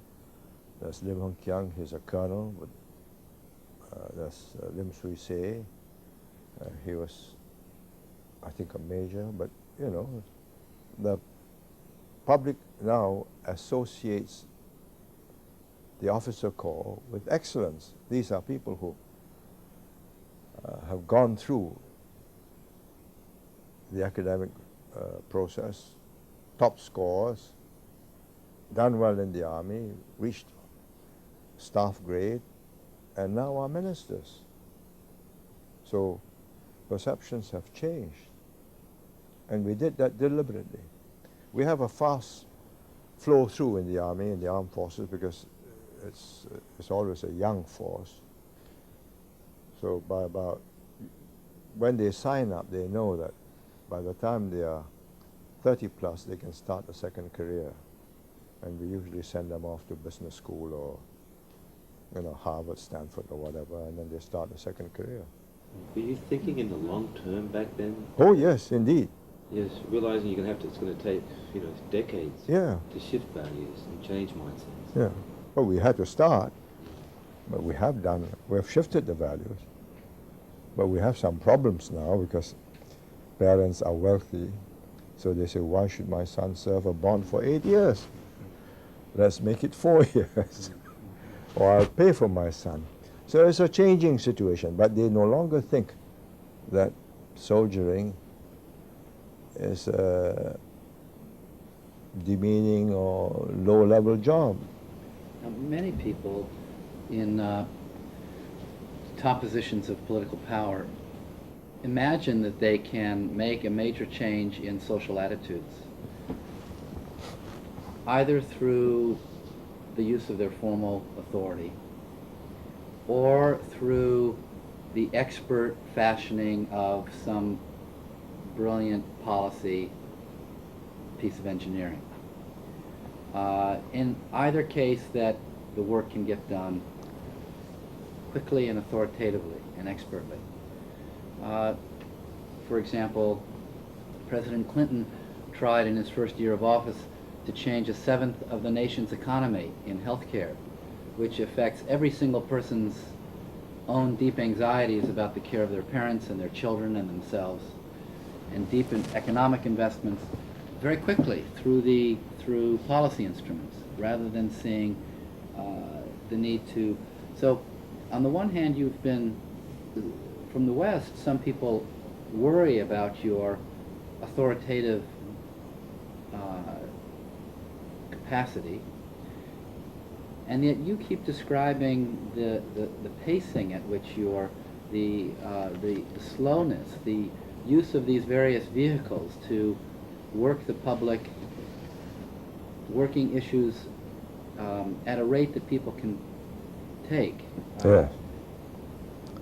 So, can you speak about the uses of, because there must, at some time, given how much authority people were willing to give you, there must have been a deep impulse to wish that you could simply fix this problem quickly. No, some problems can't be. The more deep-seated emotionally a problem is, the slower it is to resolve. You take language and religion, they're deeply held beliefs. We had to change people that spoke four major languages and many different dialects into one working language, or we'll never succeed. Now, had I passed a law and said, you will all learn English or you will all learn Chinese, we would have had mayhem, riots. So what I did was, okay, you can go to all these present schools, and there are Chinese schools, English schools, Malay schools, Tamil schools, but you will learn, if you are in a Chinese school, you'll learn English, English school, you'll learn Chinese, if you're Chinese, or Tamil, if you're Indian, or Malay, if you're so on. So you will all learn two languages. Then, by a process of who gets the best jobs, the parents soon decide that they will send their children to the schools teaching English as a first language and Chinese or Malay or Tamil, the mother tongue, as a second language. There was no forced use. Had I did that by diktat, there would have been a serious uprising, rejection of me as a ingrate and forgotten where I came from, and I lost my Chinese roots. But they watched and saw who got the best jobs, and they switched. And I finally, it took a long time, from 1965 to 1981. And in 1981, I was able to get everybody into the English schools, English meaning English first language, mother tongue second language, and I was able to change the university teaching in Chinese into teaching in English. But you must have set up incentives for the people to make sure that the people who got the best jobs had to speak. No. There were was no already- incentives. The jobs were there. The jobs were already there. The jobs were from the multinationals, from the banks, our banks and multinational banks, whether they are Japanese multinationals or German or European or Germans or French or British or Americans. They all used English. You picked English because that would play to the market, and Yes, that's of where course. the opportunities were. That's so right. that it dovetailed with Yeah. reality. That's right. So there's also a way in which, in retrospect, it looks as if you were a brilliant master strategist, being able to see over 16 years, in the case of the language, what steps needed to come before the next. But I wonder how much of it is really an improvisation, No, in which you run an experiment and then you smell and sense what's next depending on the outcome of that No. experiment. I did not want to have 16 years, because in those 16 years, I lost 20,000 Chinese graduates who had poor jobs. I wanted to make it shorter. I couldn't. I would have run into flack. So to what degree do you think that your leadership has had a strong improvisational Oh, component. very much so. You have to watch how far you can go without snapping loyalties. I mean, one of our strategies was to make Singapore into a first world oasis in a third world region. The physical infrastructure is easy. I mean, you get best contractors, best designs, you got best airports, best container port, telecoms, whatever. Good buildings. But you got to change the behavior of people. They have been living in shanty towns, soap boxes and a zinc roof and a hole in the ground for their water closet. Now, when they move to these high rises, they still, either for mischief or some unexplained reason to be a nuisance to their neighbors, they would urinate in the lifts just to be a nuisance when they've got proper toilets at home. So we had to put traps so that when you urinate, the lift will stop and you're trapped inside.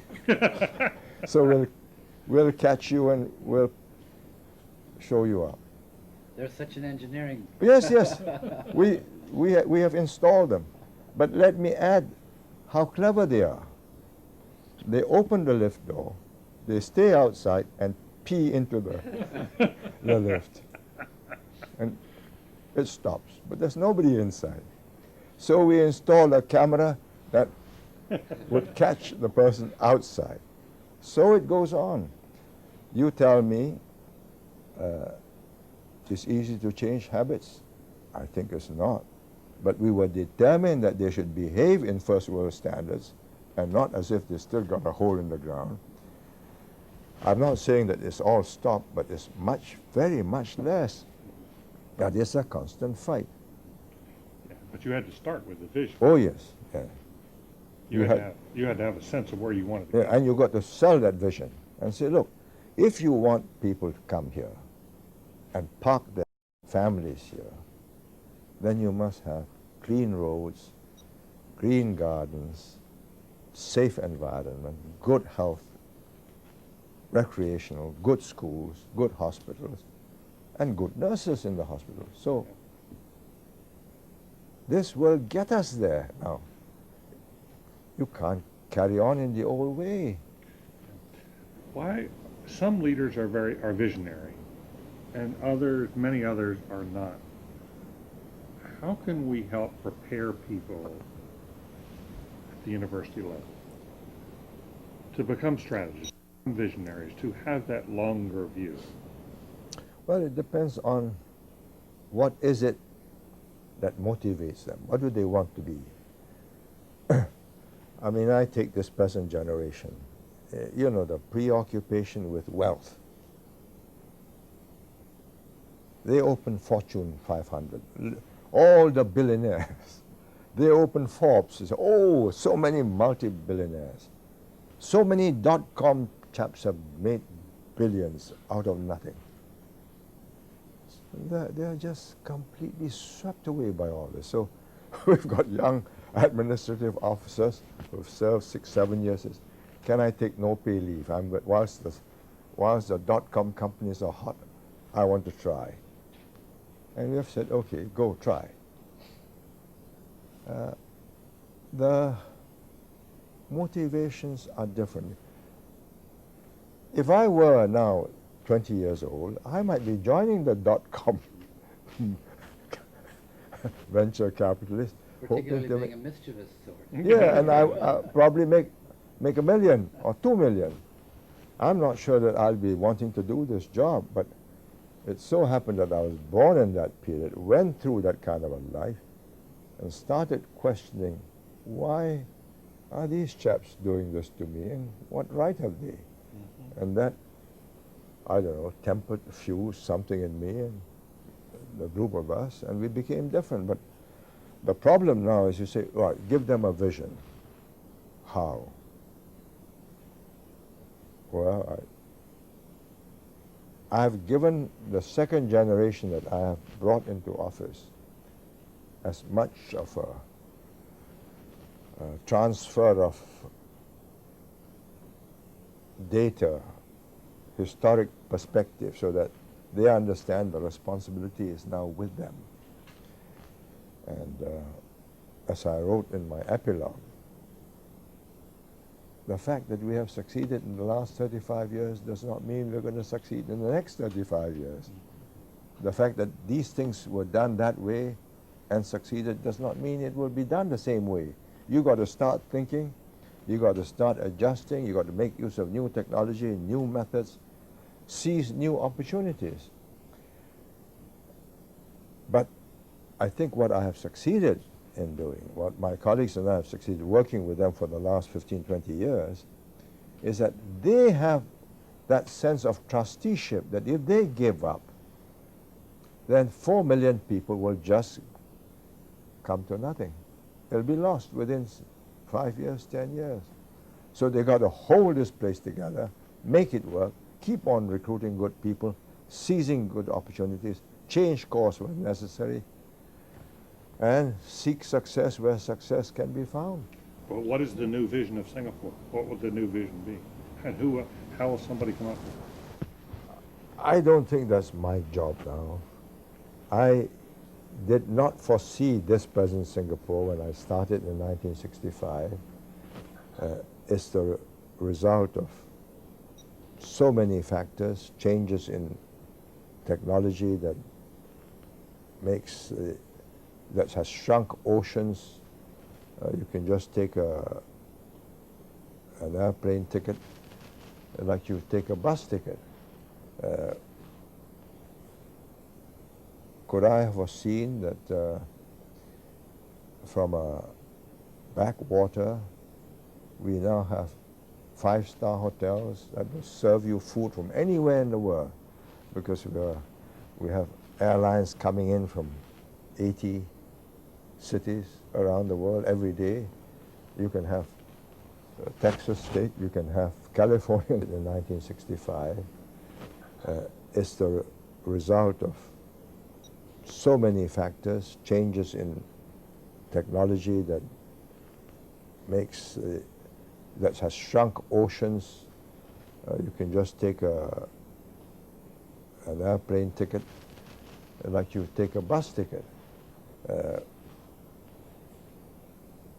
Could I have foreseen that from a backwater we now have 5-star hotels that will serve you food from anywhere in the world, because we have airlines coming in from 80 cities around the world every day.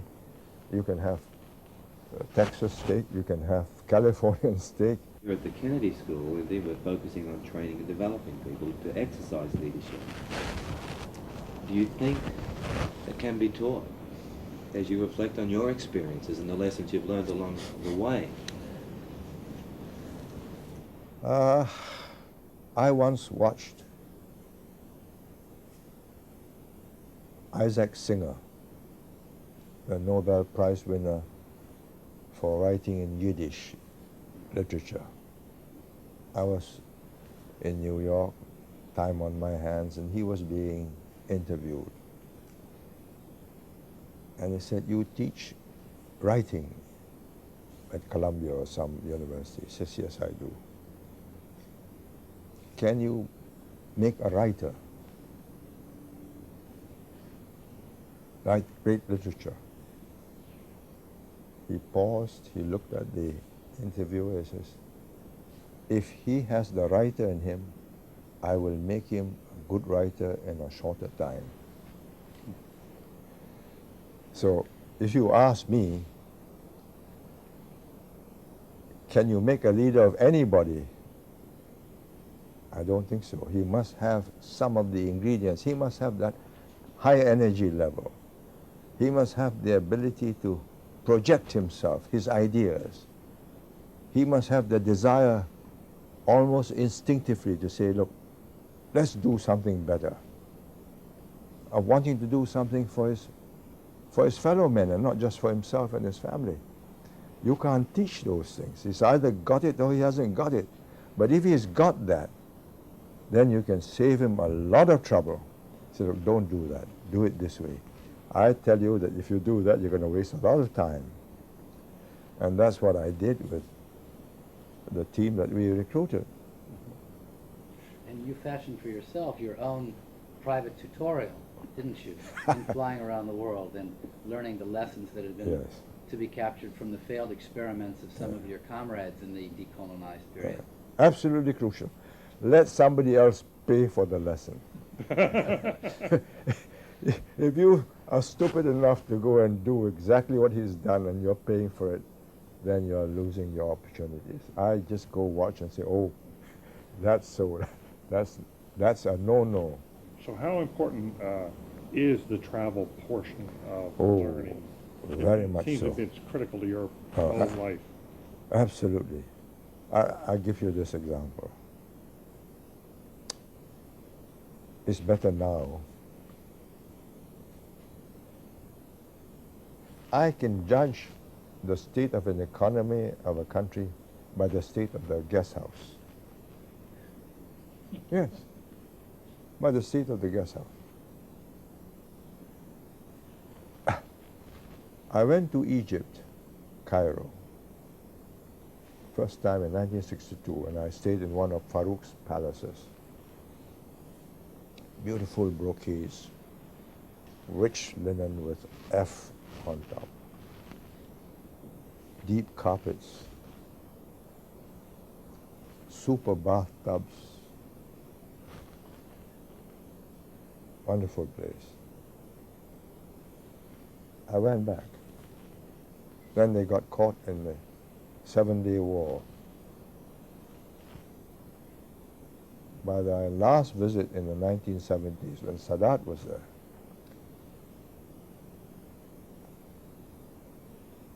the linen had gone and there's cotton. The curtains had also been in a state of disrepair. And when you flush the toilet, instead of going down that way, it came up this way. Oh my, that's sad. Well, Yeah. I have not been back, so I'm quite sure that now with development things have improved. But I don't have to go out.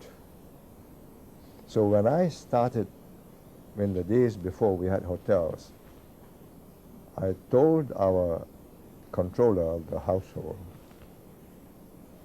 I said, before the guest comes in, you better stay there. Make sure that every process works, that the air conditioning works, that if it's too cold, you can adjust it to make it warm or whatever, and that nothing breaks down. Because they're going to judge us and invest or not invest depending on how they see we run this place. Could I, Go ahead, please. crisis has been very much part of Singapore's history, and you clearly were able to use crisis to move the country forward. I wonder if you would just reflect on crisis as both a challenge and an opportunity for leadership. Well, it is, because a crisis puts a whole people on tenterhooks. I mean, when the British said in January 68, we've just become independent in 65, and we were worried, how do we defend ourselves? When were the British leaving? We wanted them to stay as long as possible. Then they devalued the pound in 67 and in 68, January, and in spite of all my friendship with Wilson, the Labour Party, they say we're off in 71. So unions who worked for the British were going to be disbanded. So you have a sense of crisis.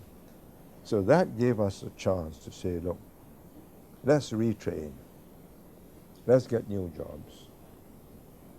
Let's convert all these engineering workshops to civilian workshops. Let's get this naval base, shipyard, dockyard, and make it a civilian dockyard. So we went into negotiations with the British and had a very good officer, my former finance minister, Humphrey, said, put him in charge. He dealt with the British. British were, I suppose, guilt-ridden because they let us down. And they handed us the dockyard. Before they were ready to leave in 71, gave it to us in 68. We brought in Swan Hunters, a British dockyard, to recast it as a civilian dockyard. And today it's one of the successful shipyards of the world. And REME workshops, electrical workshops and so on, first we used the buildings that were there and made them into temporary factories for making shoes, garments, whatever. Now they've been demolished, rebuilt, high-rise factories, and Hewlett-Packard, Texas Instruments, you name them, they're there. You can galvanize people easier when they are in a state of fright. One of the dispositions we try to teach our students is to be able to face failure every day so that they can learn from their tactical errors, even how they had a conversation, that they spoke with this person in front of that they failed to be articulate about this, so that then they can take corrective action the next day. Now, it would be very helpful to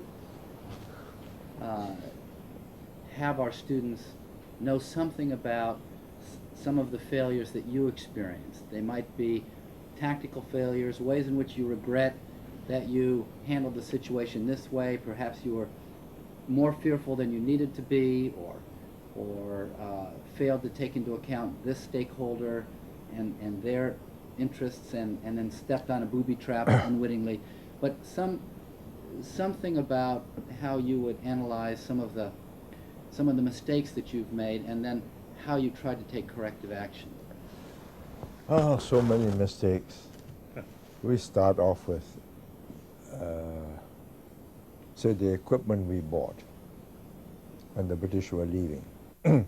Some they gave us, like the dockyard, it couldn't be moved. Then they had Bloodhound missiles, 50 Bloodhound missiles. They will shoot aircraft down at 50,000 feet.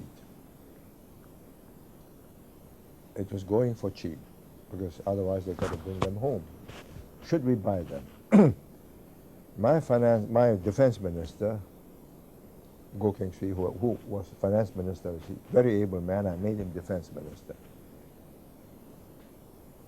He says the chances are they're going to come in low and bomb us from a very low height. We need something that will get them at 3,000 feet.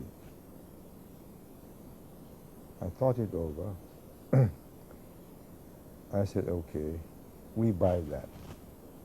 But we also buy this 50,000 feet Bloodhounds. I wanted to do it for two reasons. One, I wanted to keep the links with the British and get them to stay for as long as possible. Two, it was going for cheap, so why not keep it? And my potential enemies may not know that these things are not effective against low-flying aircraft.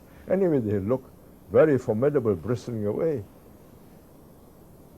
But that was a mistake. We lost money there for no rhyme or reason, refurbished it. I think we should have just bought the Rapiers and later on the IHawk, which we bought. And now we've got the improved IHawk. How about in the politics of it, in the management of people, and the management Well, most of my mistakes were made in an eagerness to overcome difficulties. We had a nice harbor. There was a vacant land beside the harbor, our main harbor. And a Japanese oil company said, we'll build a refinery there if you'll give us that site, because it's very convenient. They can sell diesel to the ships there. my harbor people absolutely oppose it because it's a fire hazard. My same finance minister, who's a very good man, he says, beggars can't be choosers. Better get these chaps here and get some jobs created. I yielded. 50 years, I'm still there, and another 15 years to go, and a fire hazard. What does It's a mistake. yeah. We should have had more confidence and say, no, you go there. And they might have gone there. That one fellow, what does a leader do when he realizes he has made a mistake? How do you then get out of? What's the best way to deal with it then? Write it off as quickly as you can. Cut your losses. Here, cut your losses. Acknowledge the mistake. Yeah, surely. We went and made bottles. We went to the glass industry. But to make good glass, you need good silica sand. We don't have silica sand. Somebody should have told us that. But the people who wanted to sell us the machinery said, oh, you've got enough sand. After that, we had to buy silica sand. That increased the cost. So we cut it and say, sell it. You relied heavily upon lieutenants, as you talked about, your Yeah. trusted lieutenants. When the mistake is made, who accepts responsibility? I do, You do. because I appointed him and I gave him authority. So it's my mistake. But if he makes too many mistakes, then I change him. But you publicly take Oh, responsibility. yes, of course.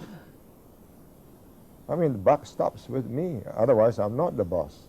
Mhm.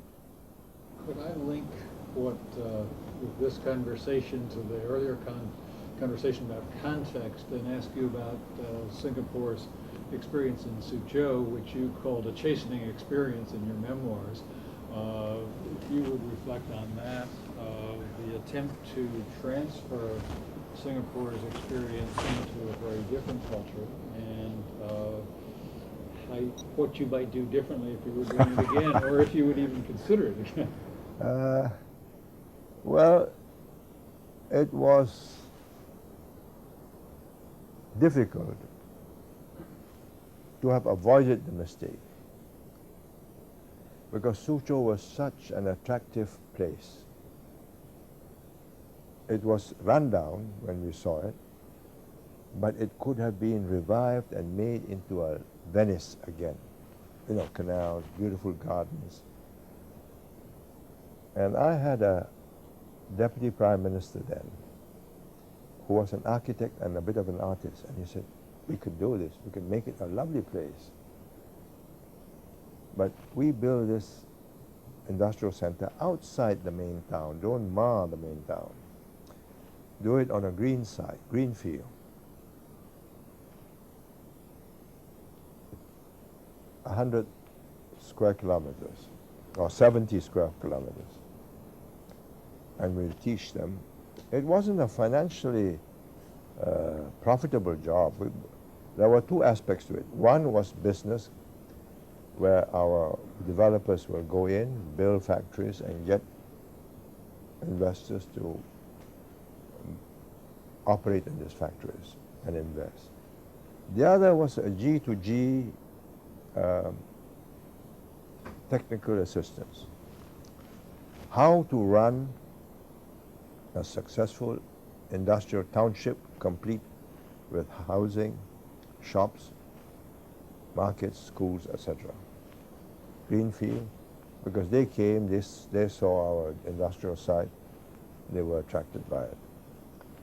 And we reached agreement at the very top. And they were extremely, and they sent teams of people to study us. And they said, okay, we want your management, we want your planning, we want your labor management. We don't want your politics. And that's fine. The idea was they would learn how to run it straight. No favoritism, no underhand kickbacks or whatever. Each project to be assessed on its merits. But there are 4 layers between Beijing. We reached this with Jiang Zemin, and before Jiang Zemin with Deng Xiaoping's son, who got his father to say, this is a good job, do it. We'll refurbish this place. But from Beijing, it goes to Nanjing, the provincial capital. It goes to Suzhou. Then it goes to this new authority for the industrial site, 4 levels.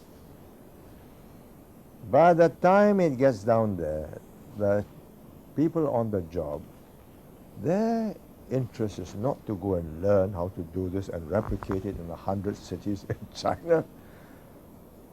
They didn't see that as a task that will get them glory. What would get them glory is many, many new buildings and factories and jobs all of a sudden using our brand name and our capital. So we should have known that. We thought we spoke Chinese, they spoke Chinese. We eat rice with chopsticks, they eat rice with chopsticks. We will get on fine. It was totally wrong. Would you do that again? Would you, similar venture, you decided to pull out? No, we have- There's some real elements of success there, at least measured in Chinese terms. Yeah, but we are not pulling out completely. We are handing it over to them. We are, 65%. yes, we are just staying on to hold their hands and say, look, perhaps you ought to be doing it this way. But would I do it again? Not at 4 levels. If I have to do it again, I'll do it in Beijing, right there where the boss is in charge. I want to just ask you a little bit about listening and learning. I mean, you described yourself yesterday as a lifelong learner, and obviously learning has been very critical to get a sense of what would work or would not work. But in Singapore itself, what has been the nature of your own personal learning, in particular in using people who have very different, even radically different perspectives on policy or on issues? That could include opposition or dissident voices or the press, because at times you've been considered, at least some observers have said, that you're particularly harsh with the press or some opposition members. From a leadership perspective, why did you operate that way? Is there a role for very dissident and different and complaining voices in the realm of leadership to harness and use Yes, that? of course. You will never get 100% consensus in views. In a multiracial situation like Singapore, you're lucky if you can get 70%. My best score was 82% when the British were about to withdraw and the country was so terrified that they decided to vote 82% for us. Now, we listened to opposing voices, opposing point of views very carefully, including those written, say, by The Economist or Fortune or whatever, because these are investors. If they have this point of view, we have to look into them and say, well, we've got to put this right.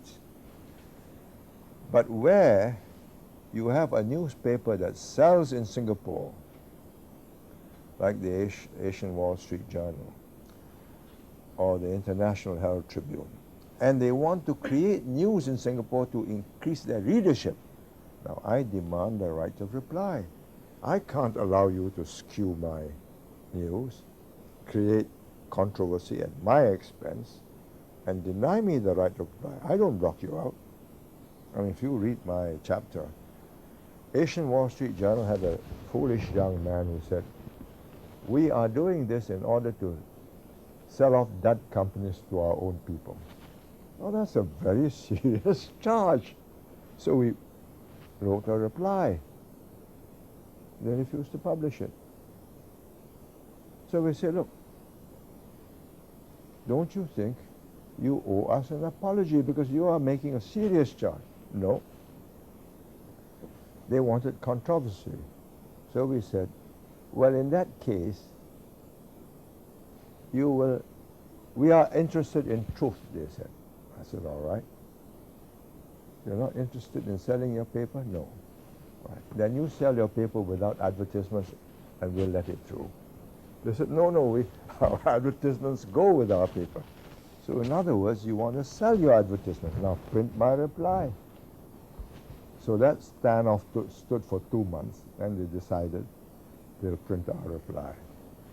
So they are circulating. But because we are able to print our right of reply, all these clever stories twisting our tails have diminished. You've got to consider carefully whether or not we are capable of twigging your ears. You can twist our tails, we might twig your ears. So how important are these opposing voices? No, that's all right. That's useful.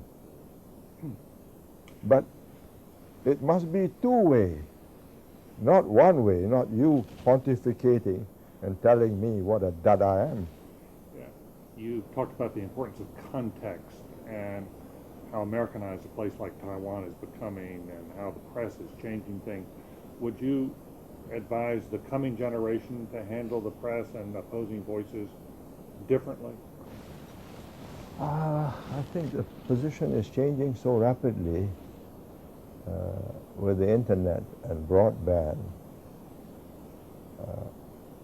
They have to rethink their position. You know, there's so much rubbish on the internet.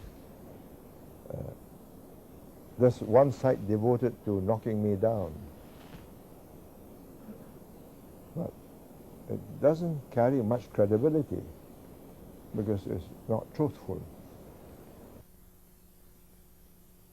I believe, or this is now no longer my job. These are the computer-savvy generation that's got to solve this problem, internet-savvy. But I told them that I believe the critical factor for them now is credibility. That we must have our portals, our media, able to command confidence, and people will watch and read and listen. If you don't have credibility, you have lost the game, because nobody will be listening to you there. Today we've got 50 channels on cable television. Why should you be watching the Prime Minister talking? So we've got to have credible news, credible, good features, so that when the Prime Minister speaks, has to speak, people will watch. So it's a different challenge now. Whereas, say 20 years ago, when I made an important speech, all 3 channels carried me. And whether they liked it or not, they listened to me. But not now. Just a final question. I've been working on a book right now called Staying Alive. And it's about what to do when you're attacked or marginalized as a leader. One of the aspects that intrigued me has to do with the management of despair, because there are moments when one inevitably feels that despairing, or and it would be helpful to know, for example, you and David were joking at the very beginning about playing golf, but some people don't take time for themselves. They don't manage themselves as a resource, you know, to be deployed properly and to be, so it would be helpful to know how you have sustained yourself, given all of the stresses and exhaustion and moments of despair. How do you recover? Do you have daily practices like games or other modes of practice that keep you in the game for year after year after year? If your message is one of despair, then you should not be a leader. You must give people hope of improving their condition. There are moments, of course, when you feel very down. Yes. Either because you're physically down or emotionally down, or because the world has turned adverse against you. I think when you are in that condition, the first thing you do is to get a good night's sleep, then get a swim or chase a ball, get the cobwebs out of your mind. I believe and I've practiced this for all these years in politics, that if you're not fit, you're going to make mistakes. Physically fit. You must stay physically and mentally fit. I exercise every day. I used to jog, swim, play golf. Golf more for relaxation, just to get away from the smoky conference rooms. And it's part of the balance you keep. Now, I cycle, I swim, even when I travel. And since the last 10 years or so, I've learned to meditate, because it's one way of calming yourself. It takes practice. I had a doctor teach me. He was a Buddhist, and he retired, and he spends his time helping people to meditate, especially those with terminal illnesses, to take life calmly. And I think at the end of, say, 20 minutes to half an hour, my pulse rate can go down from 100 to about 60. I mean, you can feel yourself subside. Yes. I mean, you still your mind, you empty your mind. Then when you're rested, you resume quietly. You still got the same problems. Maybe you sleep on it, come back, look at it for a few days, and decide maybe there's a better way of solving it, or talk to some friends, get some ideas. But if you're not in good shape, you're going to make mistakes, and that's disastrous. How do you keep yourself mentally fit?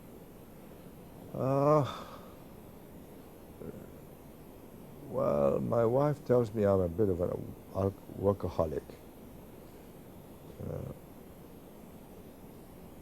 When I've had enough, I read for relaxation.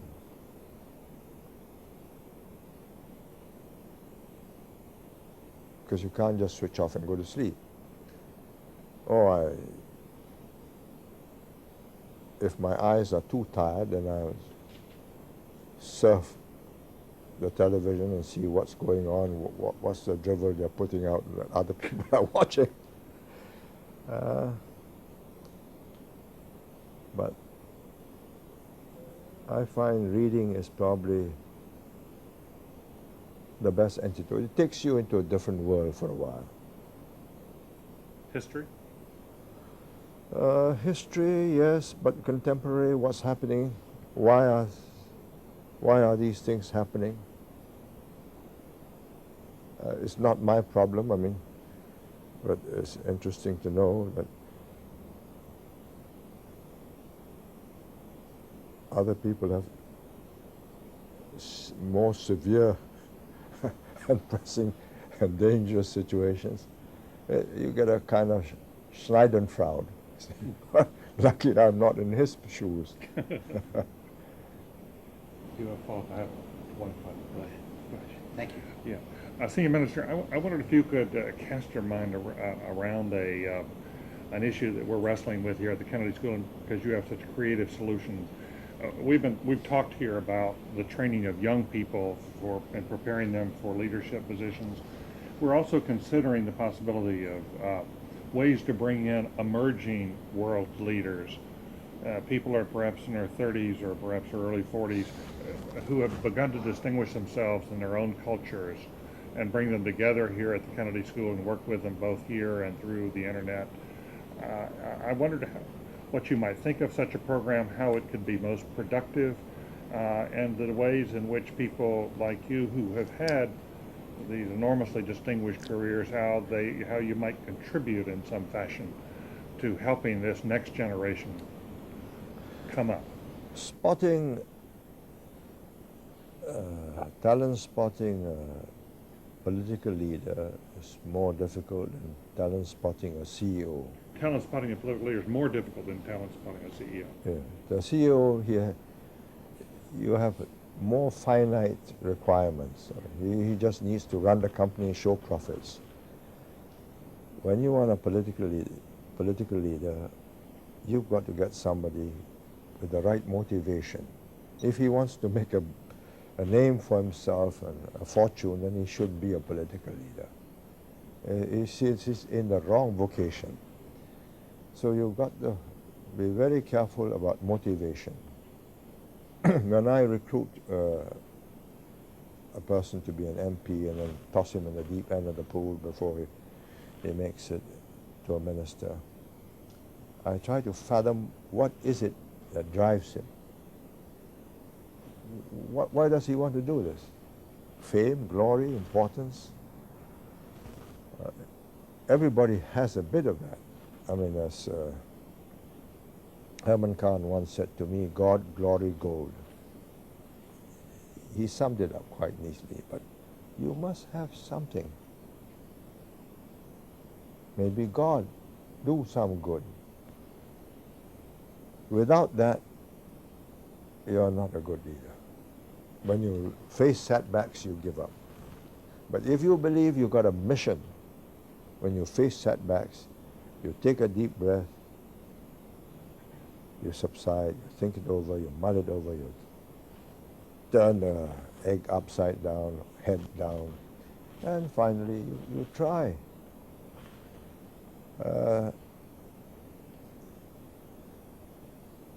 I couldn't have said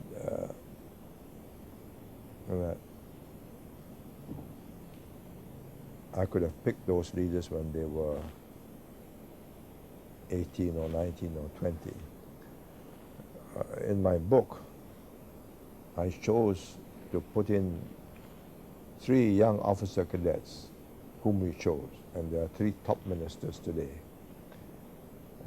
It was a marvelous batch, talented people and dedicated. How? Just the luck of the draw.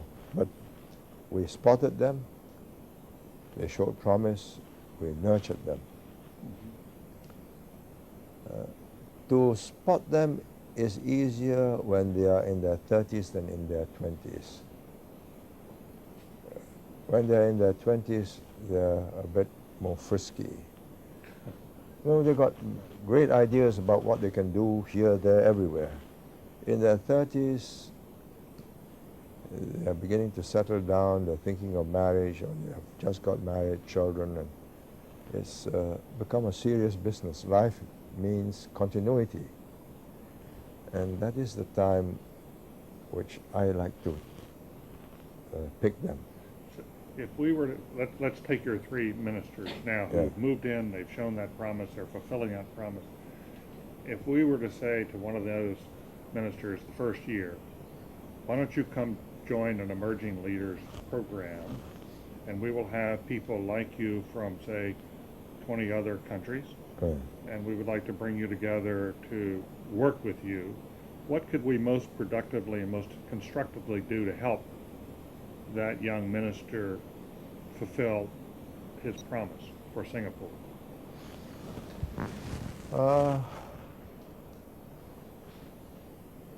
Depending on the field of interest,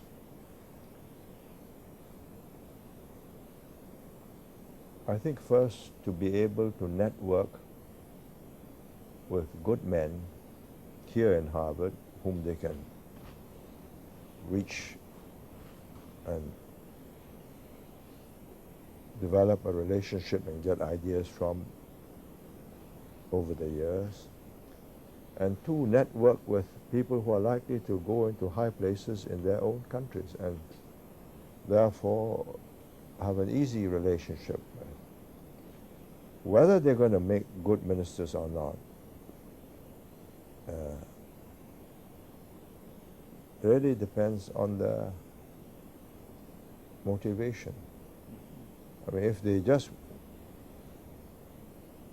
want to be important people, that's not going to be helpful. They must want to achieve something. And in the case of Singapore, it must be one to make this very vulnerable nation less vulnerable, and in spite of its vulnerabilities and the problems in the region, to ensure its continued prosperity and growth and a secure future for the people. You must have that as your major motivation.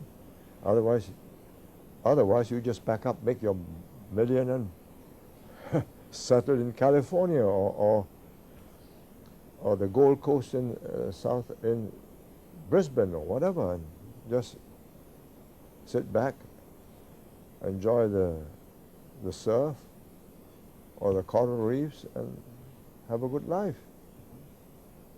You must have that drive. Without that drive, you can't do the job. If we were to establish such a program, would you be willing to meet with these young leaders from around? Once in a while, if I'm coming to this part of the world, Or can we yeah. send them to you?